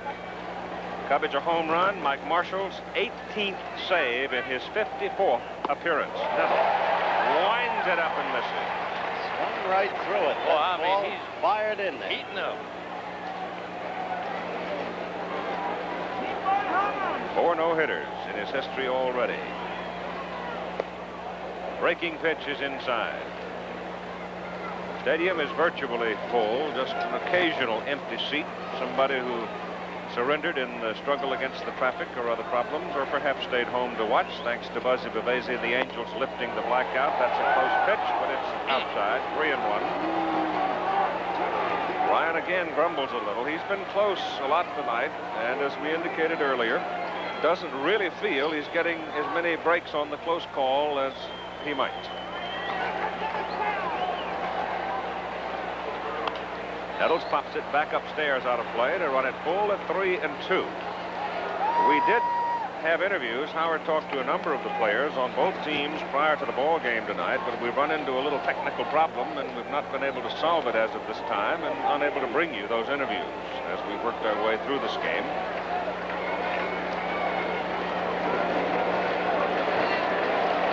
We're now in the top of the 7th inning with the Angels on top 3-0, 3-8-1, and nothing but zeros for the Yankees. Nettles swings and misses, strikes out. Well, you talk about challenging power against power. Nettles sitting on a fastball. There you see strikeout number 6, hung up for Nolan Ryan. Sitting on a 3-2 fastball, and Ryan blew it by him. Here's a moment that Reggie Jackson thrives on. The crowd are really getting on him now as he comes up in the 7th inning with an opportunity to ruin the string of zeros posted by Ryan. He hit a fly ball to left field and popped up to the third baseman his 2 previous times. Strike. 8 more men to get. 8 more. Achieve a 5th no-hit game. This was a kid who stood 6'2", weighed 150 pounds as a sophomore in high school. Even then, Major League scouts told him, "You've got a Major League fastball, son, and then some." Strike 2. Oh, I mean, he is blowing. Wow. You can sense he feels it now. There's the graphic. He wants to pass Sandy Koufax. He goes to the class alone with 5. 2-strike pitch to Jackson. High pop up to the left side for Carney Lansford. 2 out. Names like Bob Feller, Cy Young. He's already passed them. Now he wants to pass the great left-hander of the Dodgers. Maybe the toughest out in the Yankee order right now at the plate. 7 men to get. 8 hits, 1 error. The Yankees, no runs, no hits, no errors. Piniella has struck out and walked. Right-hand hitter waiting, a good contact hitter. Ryan Wines, end the pitch. Fastball outside, ball 1. Piniella has been a .300 hitter. 6 years in the majors. He waits. The 1-0 pitch. Curveball swerves in. Slices the strike zone. 1-1. Lou hitting .318 with 8 home runs, 45 RBIs. And Ryan, he is really anxious to pitch now. He can't wait. He pulls back, and the 1-1 pitch. Fastball just off the end of the bat, and now it's 1-2, and Ryan with the edge, and the crowd starting to applaud on just about every Ryan pitch.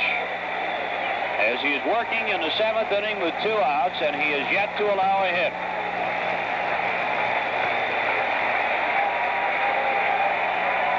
And the crowd building quickly in Anaheim Stadium.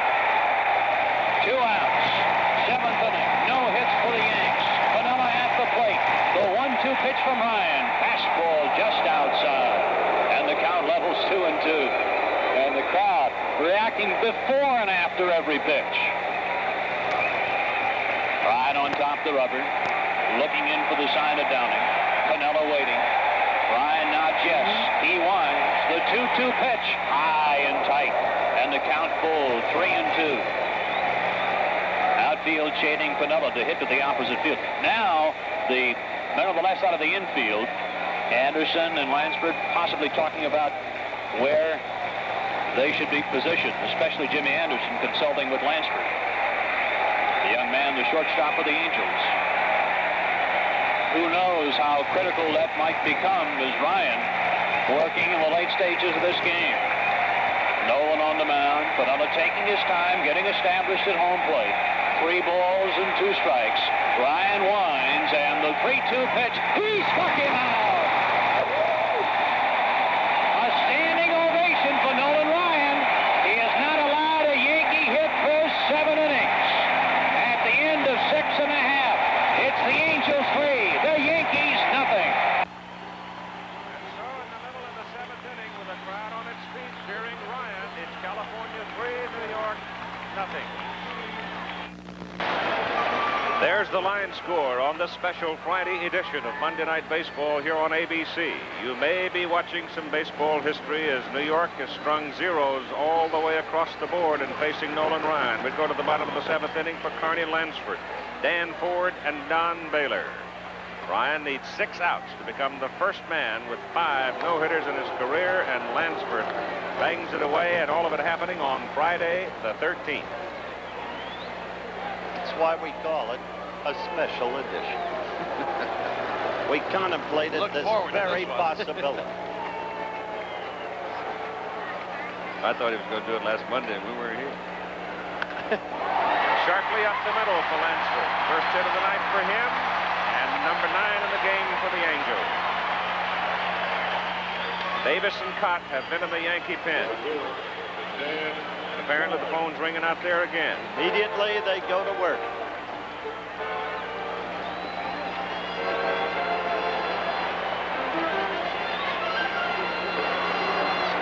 Tian has given up only one extra base hit, that long booming triple by Rick Miller.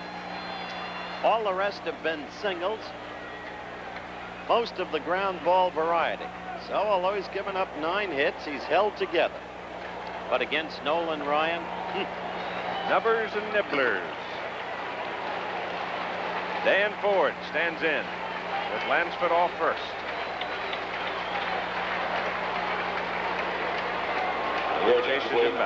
Timothy Carlson. Please report to the press Pressure box. now as we work our way when the Yankees come up in the 8th and 9th. It's going to be exciting. This crowd will yell themselves hoarse every time Ryan gets one out.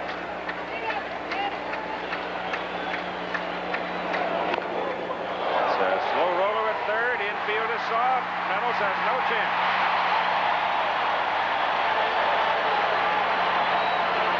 bears exactly on what I said about Louis Dion tonight. He has not been the luckiest pitcher in the world. And against a man who looks so totally overpowering as Nolan Ryan. Now the Yankee infield and outfield for Ford playing way around toward right side. There's Nolan Ryan. Little chew at the index fingernail. Giving up nothing. Well aware of what is almost within his grasp. And to do it against the world champions would be the nugget of all nuggets. Nobody out as Baylor is in with 2 aboard. And he fouls it back for strike 1. Boy, he had a good rip at a hanging curveball from Tian. Tian got away with a high breaking ball. There's Nolan Ryan again. Has allowed nothing to New York. Leading 3-0. Struck out 6. Going to the fingernails.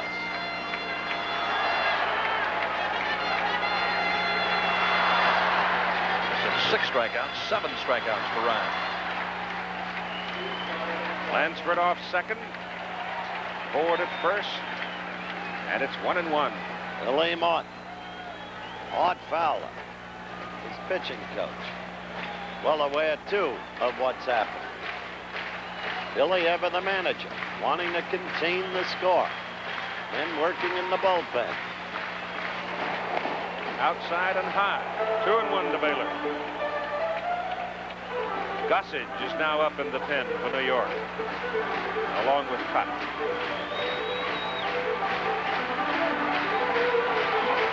Look at that graphic.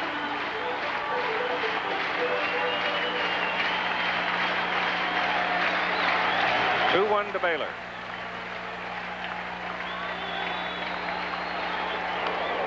Popped him up on the right side for Chambliss.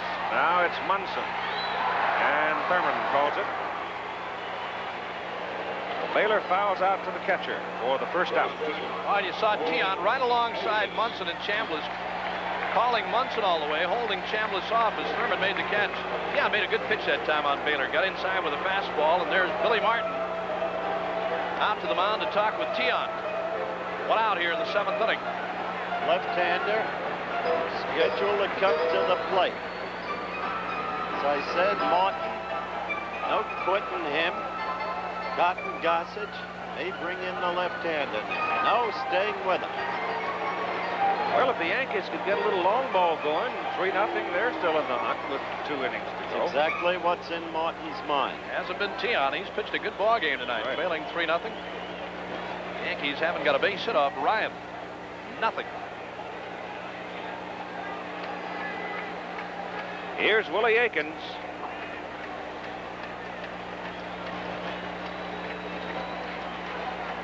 The Angels' first baseman with a single and an RBI in the ball game.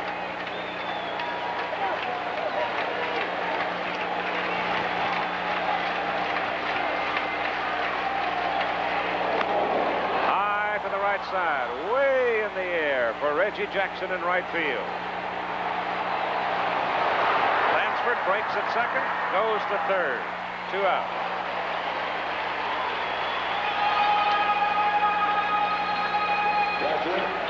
Brian Downing. Brian Downing, 3 for 3 in the ball game. Haven't been able to get him out. Lined a shot to center. His first hit, Keith. The next two. An infield, well, a sharp grounder past Denton, and then an infield grounder behind second. Randolph just failed to get him. As once again, we look at the man who matters most. And when you're in his position, you just can't wait to get out there, to get it done, especially when you feel so overpowering as he has clearly felt tonight. 2 out, runners at the corner. And Tiant's high with his first pitch. Those are the numbers on the 2 pitchers tonight.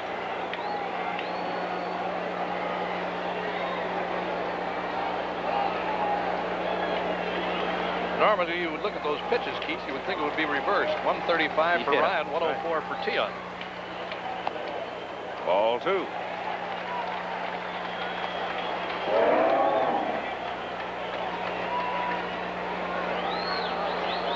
No, that is not a rubber ball that Luis is chewing on. That's a little chaw with bubble gum wrapped around it.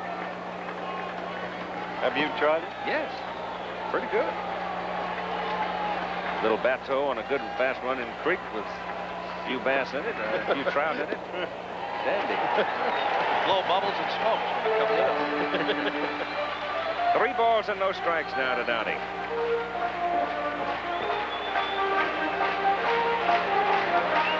Flies in the buttermilk.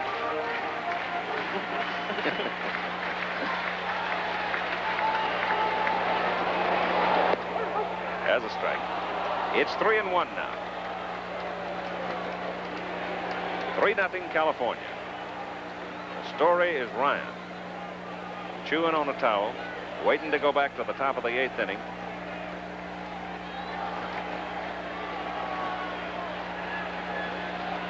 Downing at the plate. Draws a walk. Downing is now the American League's leading hitter because Roy Smalling went 0 for 4 tonight. Downing is 3 for 3 and has moved to the lead in the American League batting race. Bases are now loaded for Joe Rudy.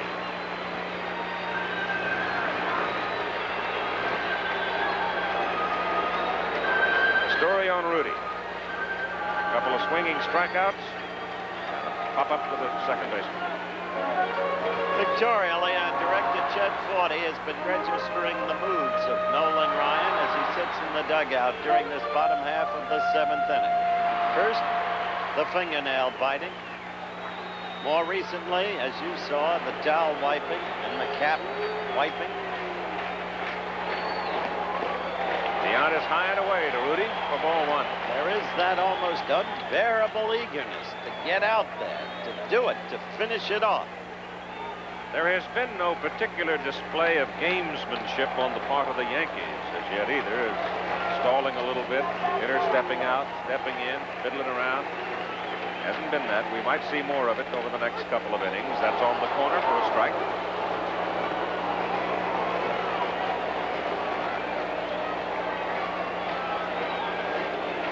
The only time that there might have been a Yankee hit was with a man on first. Chris Chambliss lashed a ground ball, but it nestled in the glove of Willie Aikens as Rudy fouled one off, and Aikens started a first to short to first double play. Nolan Ryan again. Aikens playing right on the bag, covering the runner. It was the only ball that was hit hard off Ryan. Mercer hit a long fly ball his first time up, but ball by Chambliss. The bases are loaded with 2 out. The count is 1-2 on Joe Rudy. Get out into right center field. Bobby Mercer has room, makes the catch, and the Angels leave 3. After 7 complete innings of play, 3-0 California. We'll be back. To left. So, Ryan, 2 innings away from being the only only man to hurl 5 no-hitters in his career. And to take it the rest of the way, here is Big D. All right, Al, thank you very much. It'll be Chris Chambliss, Jim Spencer, and Willie Randolph in that order. The first 3 scheduled to face Ryan here in the 8th inning. Ryan has not allowed a hit. He has struck out 7 as Chambliss stands in. He is 0 for 2 tonight. The pitch by Ryan is blown away off the glove of Downing in the count 1-0. The infield swung to their left slightly on the left side. Lansford backing off the line at third. The next pitch by Ryan is on the outside corner, strike 1 called, and Chambliss just drops the bat and says something to home plate umpire Jim Evans.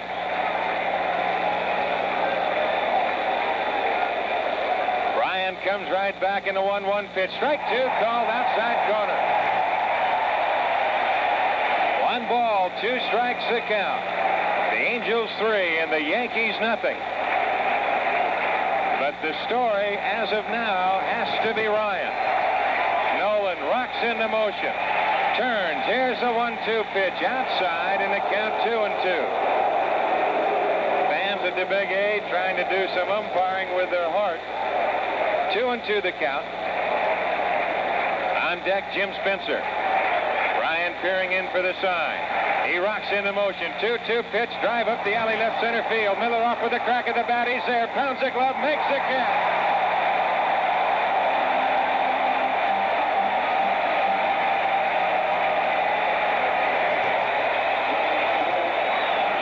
Bring on Jim Spencer. He is 0 for 2. Angel Baseball is brought to you by Chevrolet. In just 2 short years, over 1 million people have bought and enjoyed the Caprice and Impala.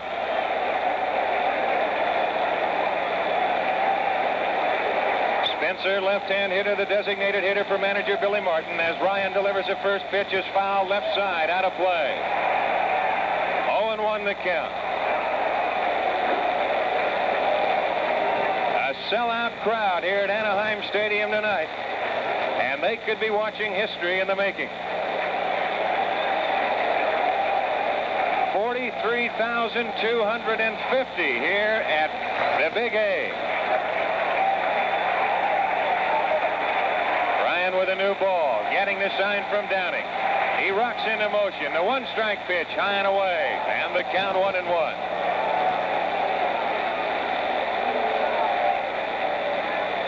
1 strike the count. Ryan rocks back. He turns. Here's the 1-1 pitch. A curveball. He went around.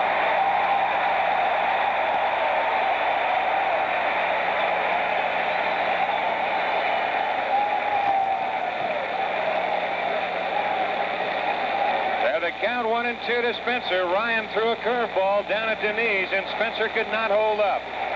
The crowd of 43,250 is the second highest.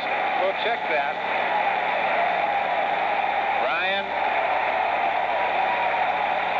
waiting for Spencer to get back in. The crowd again, the rhythmic applause that they've picked up here at the Big A this year, rooting for the strikeout. The roar and the clap and the chant. Ryan rocks into motion. Here's the 1-2 pitch. Drive up the alley. Coming on. Miller still coming on. And he can't make the play. It goes by him as Spencer goes to second base, and we'll see how they call it. It appeared that Miller could have made an error. They call it an error. It appeared that Miller could have caught the ball. But as he came to make a dive, it appeared that the ball took off on him. The Yankee players out of the top step as they look up to the score, and right away the error was called, and Willie Randolph will be the hitter.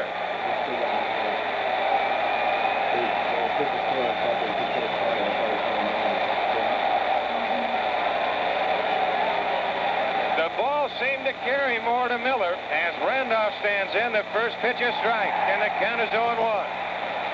As Miller made the dive, the ball looked like it came up and hit him on the heel. Ryan again ready. He sets. The next pitch, a curveball. That's in and over. The count is 0-2. On deck, Bucky Dent. Spencer at second. He's the second Yankee to get to second base tonight.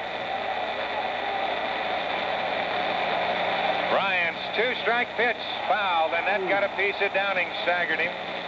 Philadelphia has defeated the Dodgers 3-2. Knowles the winner, Sutcliffe the loser. McGraw his 11th save of the year. The Dodgers scoring their 2 runs in the 9th inning, falling a run short. 3 runs, 6 hits, no errors for the Phillies. 2 runs, 10 hits, no errors for the Dodgers. Ryan ready to go to the stretch. Here's a 2-strike pitch. Got him swinging, strike 3.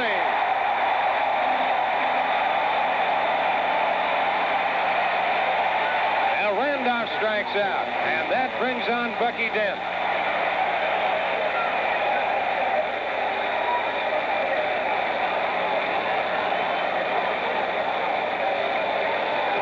Strikeouts for Ryan. Spencer still stands at second base. Dent tonight is 0 for 2. He has struck out. He has flied to right. Ryan has his sign. He sets. The pitch to Dent is just low on the outside part of the plate, and the count 1-0. 1 ball, no strikes. Lansford back at third. Anderson deep at short. Miller slightly in right center field. The next pitch to Dent is a strike over the outside corner. 1-1 the count.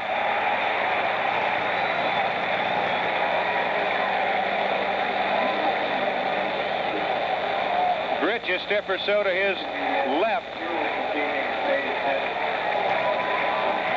Ryan to the stretch, and here's a 1-1 pitch high.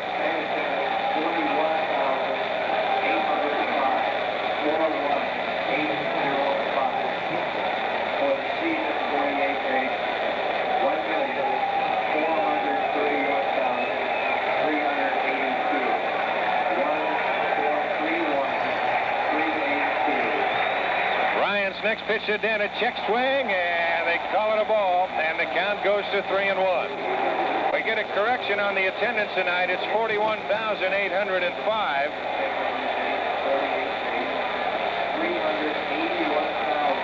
So that does not move to within the top 5 crowds here at Anaheim Stadium. Ryan ready. Here's a 3-1 pitch, high, ball 4.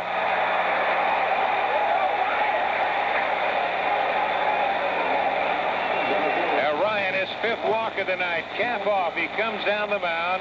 Downing out. Rests the mask on top of his helmet. As the 2 stroll back to the mound. And now they have their say. Ryan tugs the cap down. Mask is pulled down by Downing. He comes back behind the plate. And we go to the top of the order in Bobby Mercer. Mercer is 0 for 3 tonight. He's flying to right. He's struck out and he's flying to left.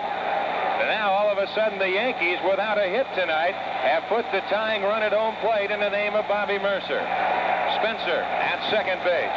Dent at first. Ryan to the belt. The pitch to Mercer is taken low, and the count 1-0. On deck, the catcher, Thurman Munson. Time called, and Larry Sherry, the pitching coach, is going to the mound. And it might be right here that Larry just wants to give Nolan a little bit of a breather. Downing out. Brian cap tilted back, wiping the perspiration away. Downing out, listening to what Sherry has to say. Now Larry has had his say. The time has been taken. And he goes back to the dugout. Downing back behind the plate. Ryan still strolling around the mound. Now takes the cap, pulls it down. Infield straight away for Bobby Mercer. The outfield the same. Ryan to the stretch. The pitch to Mercer. A bouncer hit to Akins. He has it. He'll go to the bag. He will do it himself, and the Yankees are retired in the 8th. No runs, no hits, 1 error. They lead 2. If you're looking to the Yankee ninth, they will go to the men who have written many a script. Munson, Nettles, and Jackson. But through 7 1/2, it's the Angels 3, the Yankees nothing. Second baseman, Bobby. Before we leave the subject and go to the bottom of the 8th inning, let's go back to Jim Spencer, and Spencer's shot out into center field with Rick Miller coming after a sinking liner and reaching for it. The ball sinking right here, and Miller Down, down, down, and did not come up with it. It was called an error by the official scorer. And so the no-hitter for Ryan is still alive as we go to the bottom of the 8th inning. For Bobby Grich, Jimmy Anderson, and Rick Miller.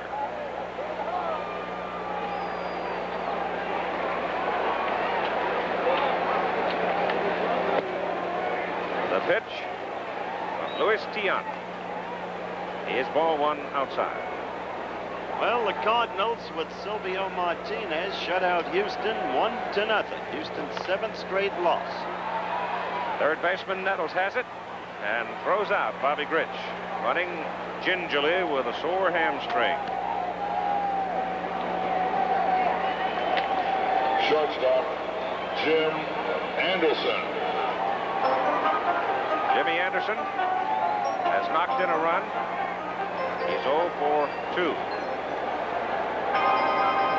Sacrifice fly his last time up. Carried Tiant rather deep to right center field. Wiggles in the box, shortens up a bit, and that gets Nettles moving at third base. He was a called strike. Nolan Ryan back in the dugout. 3 outs needed for his 5th no-hitter. Strike 2 called. Scores American League. Mike Marshall's 18th save for Dave Gulch tonight as the Twins won.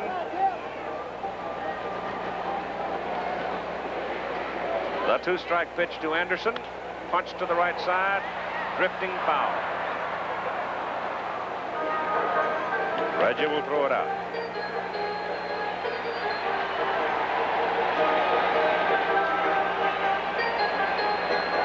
The home half of the inning is just sort of a moment of toleration, relaxation, the way things have developed tonight. That's right. They're all waiting for Ryan now with a chance to make. Right through Nettles.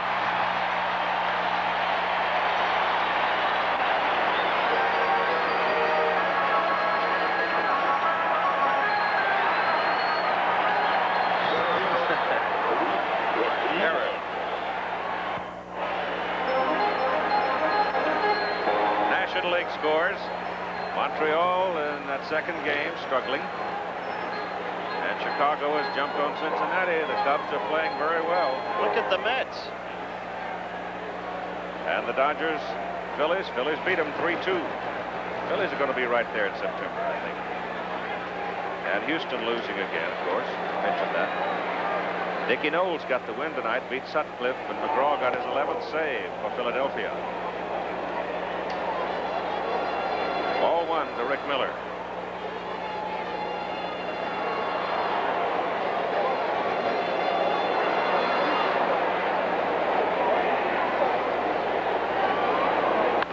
Up the middle. Base hit. Anderson turns second and holds as Mercer comes back with it.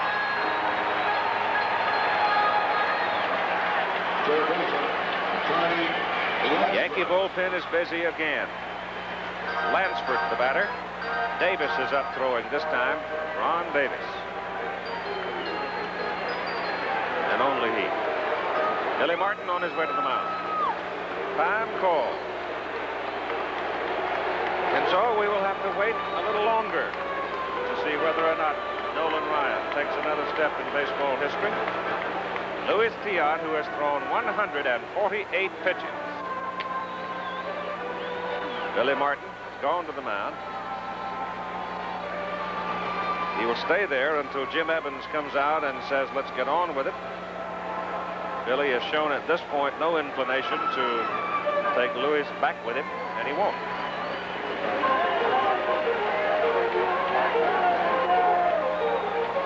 All that's on anybody's mind, of course, is Nolan Ryan. Will he make baseball history? Get a 5th no-hit career performance. 3 men to get. What a pity that this brilliant and extraordinary performer should have a tainted situation. Yeah, the 3 guys he faces aren't easy. Munson, Nettles, and the 3rd out, if he comes, would be Reggie Jackson. Start thinking about that. Popped him up. Lansford shoots it up back of the plate. Munson comes back and makes the catch for the second out. So there's now Dan Ford, and then there are Munson and Nettles and Jackson to be gotten.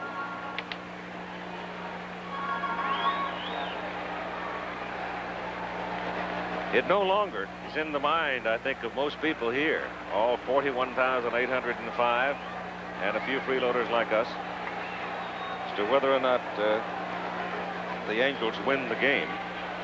The consuming attention will go to the pitcher's mound. But now Tiant is trying to get the Angels out without further damage here in the bottom of the 8th inning, and Ford looks and takes high, ball 1.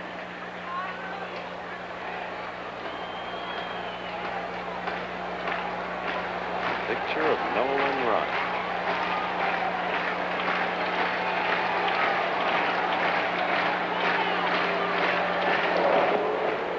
Blocked by Munson. 2 balls and no strikes. Good play. Don Baylor is on deck. 2 out, 2 on. Angels 3-0 on 11 hits.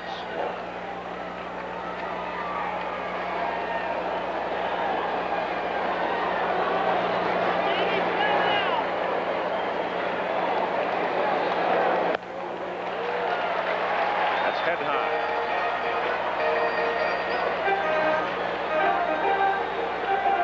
It's 2-1. Oh, 3-0. I'm both wrong. 3 balls, no strikes.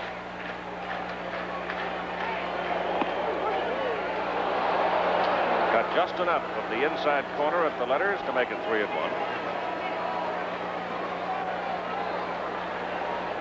Well, this is 1 ball game. Nobody left early.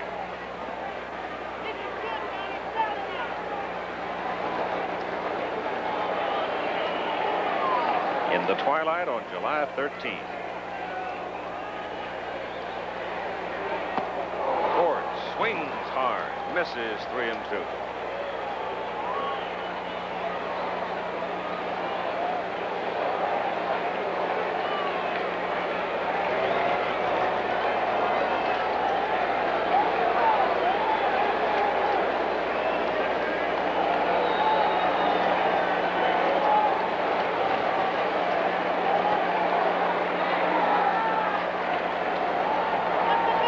Runners go. Ford hits it down the right field line. It's a fair ball going to the corner. Both will score. And it's 5-0 California.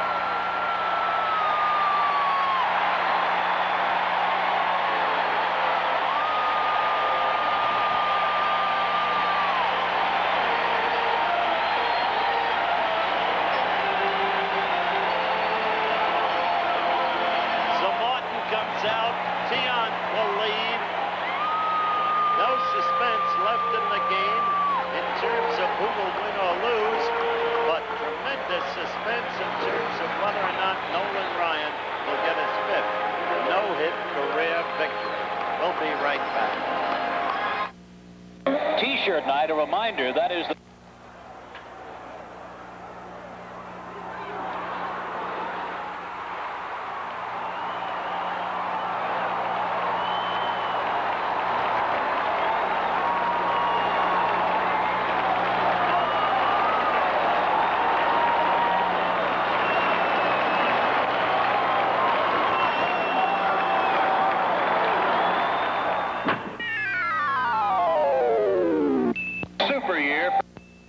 preceding message. 8 wins, no losses. He didn't even start the season with them. Ron Davis has come on in relief of Luis Tiant. His record, his numbers, we've spoken of him. He has been a bellwether for the New York pitching corps in the absence of Gossage. He will pitch now to Don Baylor as the Angels have taken the lead 5-0, 2-run scoring here in the bottom of the 8th inning with Dan Ford at third base, advancing over to third base as a result of Reggie being unable to dig the ball out of the canvas over in the corner. The first pitch to Baylor is low for ball 1. Davis came up from Columbus April 22nd, was optioned out on May 3rd, came back May 28th, and boy, has he been important. Outside corner, called strike. Originally the number 3 selection by the Chicago Cubs in the free agent draft January '76, traded from the Cubs for Kenny Holson. Slow curve is punched to center field. Mercer coming, can't get it, drops in for a base hit, and Ford comes trotting across home plate with run number 6. First baseman, Willie Jenkins.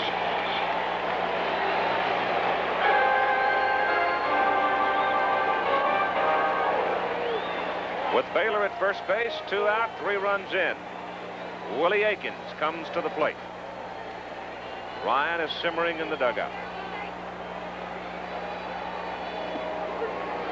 Confident, I'm sure, that he has his 12th win in hand. That,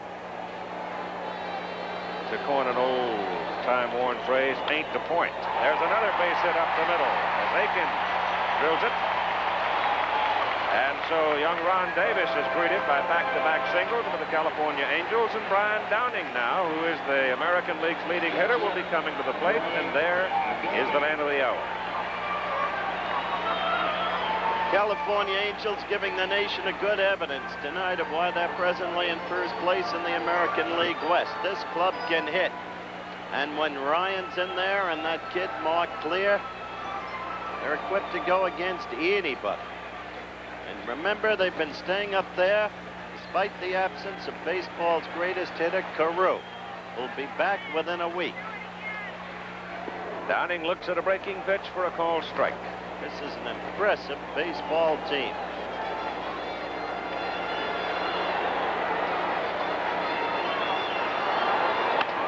Punch to the right side and flagged by Chambliss for out number 3. So the California Angels tack on 3 more runs after 8 complete innings, lead 6-0. Back with the real word after this word from our local station. Sunday, win or lose. Out of 41,805, a sellout crowd here tonight. We understand tomorrow now is a sellout, as is Sunday. Now the Yankees, who can pack them in, and that's whether you're at home or on the road. The Yankees have already played before 2.5 million combined fans, drawing 2,592,927 at home and away. Big difference is in judgment about whether it was an error or not. For the good of baseball, I think the essential point is this. We had a local Pittsburgh writer call a ball ahead against Bruce Keeson. He lashed out against the right. McCann clapping, starting right off of the bat. Munson, Nettles, and Jackson to face Ryan and history. Ryan waiting for Munson to get ready. Rocks into motion, and the first pitch is outside for ball 1. 1 ball and no strikes a count. The Angels have broken it open. They lead it 6-0. Side, and here's the 1-0 pitch outside, and that's ball 2.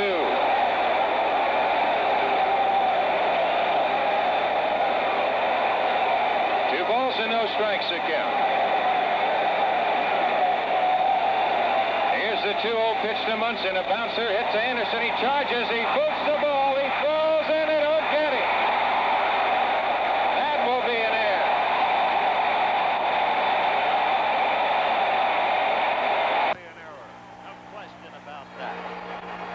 I don't think the press should be saddled with this kind of situation.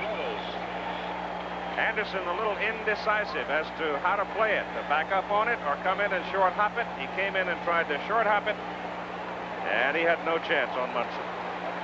And so Nettles now comes to the plate with Jackson to the on-deck circle.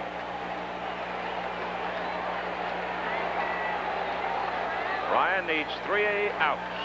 3 outs. He had a chance right there if Anderson plays it a little cleaner. It was a difficult play for young Jimmy. And the pitch misses for ball 1. Concentration at this stage of a contest becomes so fragile.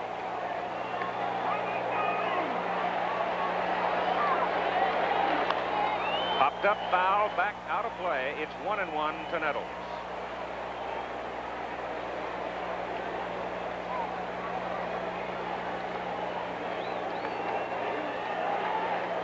Three to go.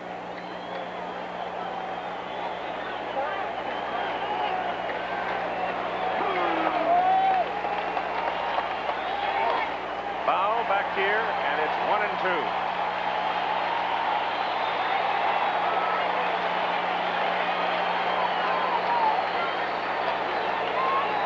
The infielders for California, fidgeting, moving around, smoothing the ground, taking off the glove, wiping the hands. They do not want to make a mistake. Nettles pops it up. Brian Downing, the catcher. 1 out. 2 to go. Crowd on its feet as one. There's your picture. The Blues, of course, are for Reggie Jackson. Munson at first, 1 out. Reggie Jackson up 0 for 3 tonight.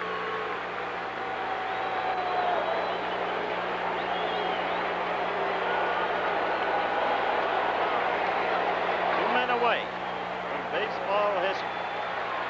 Nolan Ryan. Base hit, center field. Munson goes to third. So it becomes academic. Jackson singles under the glove of Nolan Ryan, but he will get a standing ovation.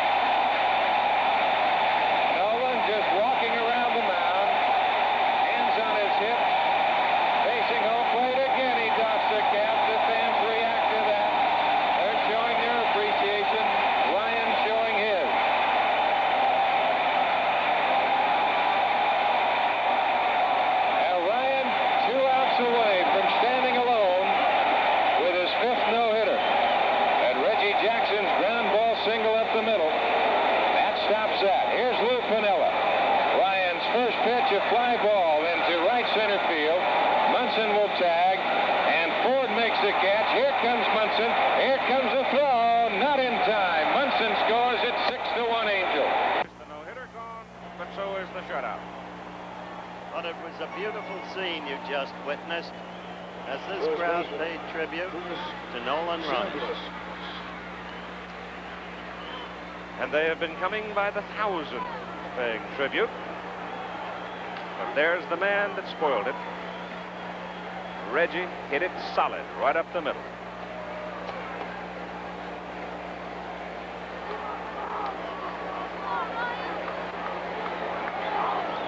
Chris Chambliss with 2 out, takes low, ball 1.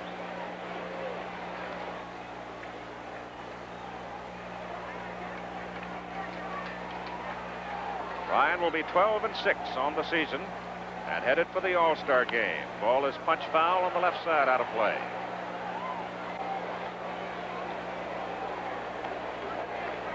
We'll try to take the time to talk with Nolan briefly when the game is done. It was exciting going into the 9th inning with 1 out. Chambliss has a count of 1-2. That calls strike.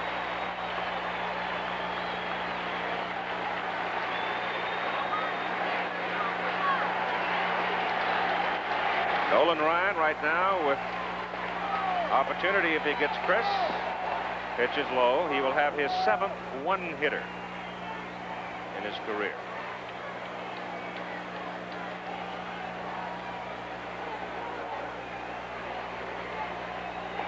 It's incredible. 7 one-hitters, 4 no-hitters. Just extraordinary. 2-2 to Chambers. Chris swings and misses, strikes out. The game is over. Nolan Ryan wins his 12th game of the season, but the no-hitter is spoiled in the top of the 9th inning by Reggie Jackson as he hits a solid single up the middle. And the crowd standing and cheering, and we'll have a conversation with Nolan Ryan in just a moment as the Angels win the game 6-1. Back after this message and the word from our local station.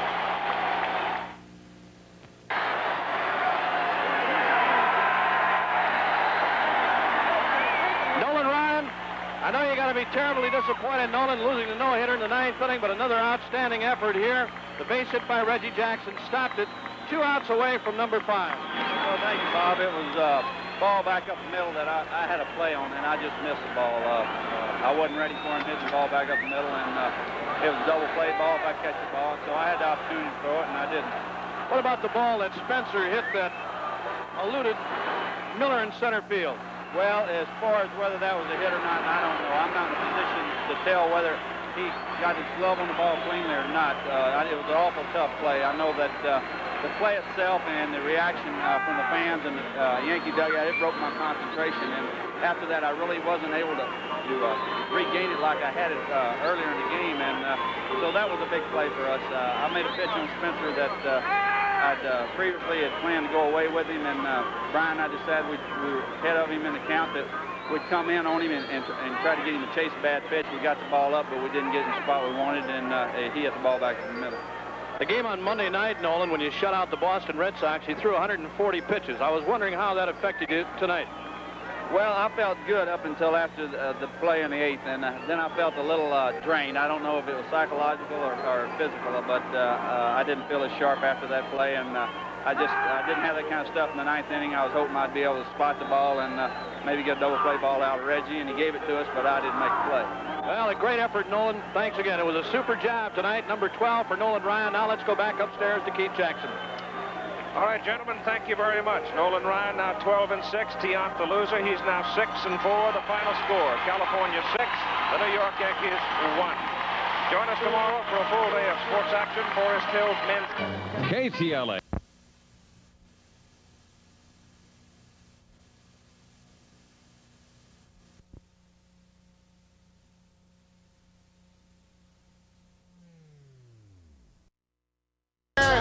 I love it. He can fly, but his lack of rhythm might get him in the end, and that's hard to say. I don't know many black men ain't got rhythm.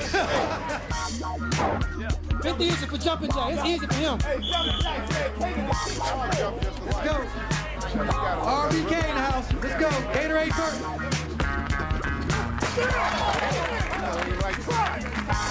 You tried yet?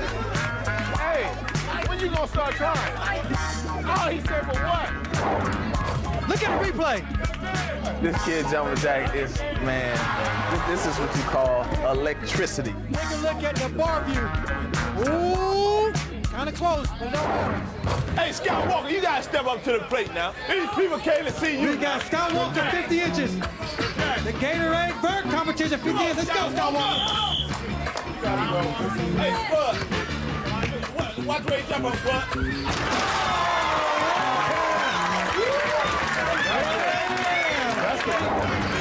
Look, pick off the dust. Wow. Let's take a look at the top view.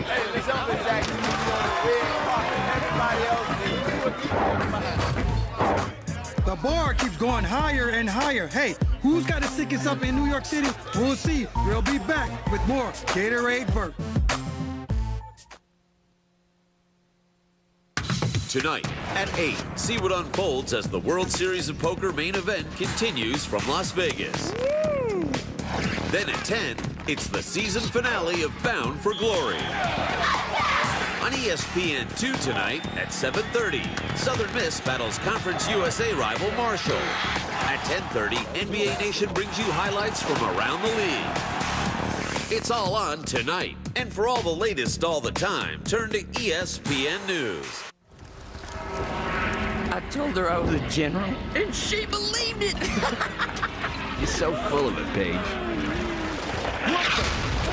Jimmy, help Paige. Doyle, flank that position. Covering fire. It's my job to lead these men. None of them are gonna die under my command. Brothers in Arms, earned in blood. Rated M for mature. Travelocity presents The Roaming Gnome, denouncer of travel myths. Our first myth, it's hard work to find the best airfare. Not true of Travelocity.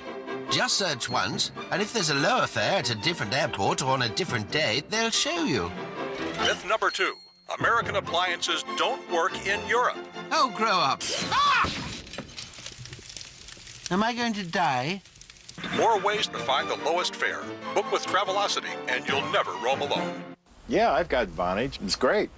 I get my voicemail messages forwarded to my email, call waiting, three-way calling. None of that stuff costs me extra. Plus, I could use the phone I already had and keep my old number. Not bad for $24.99 a month. Hey, Don. We're not out to change the world, just the way you talk to it. Sign up now and get your first month free. Call 1-888-258-4VON. High-speed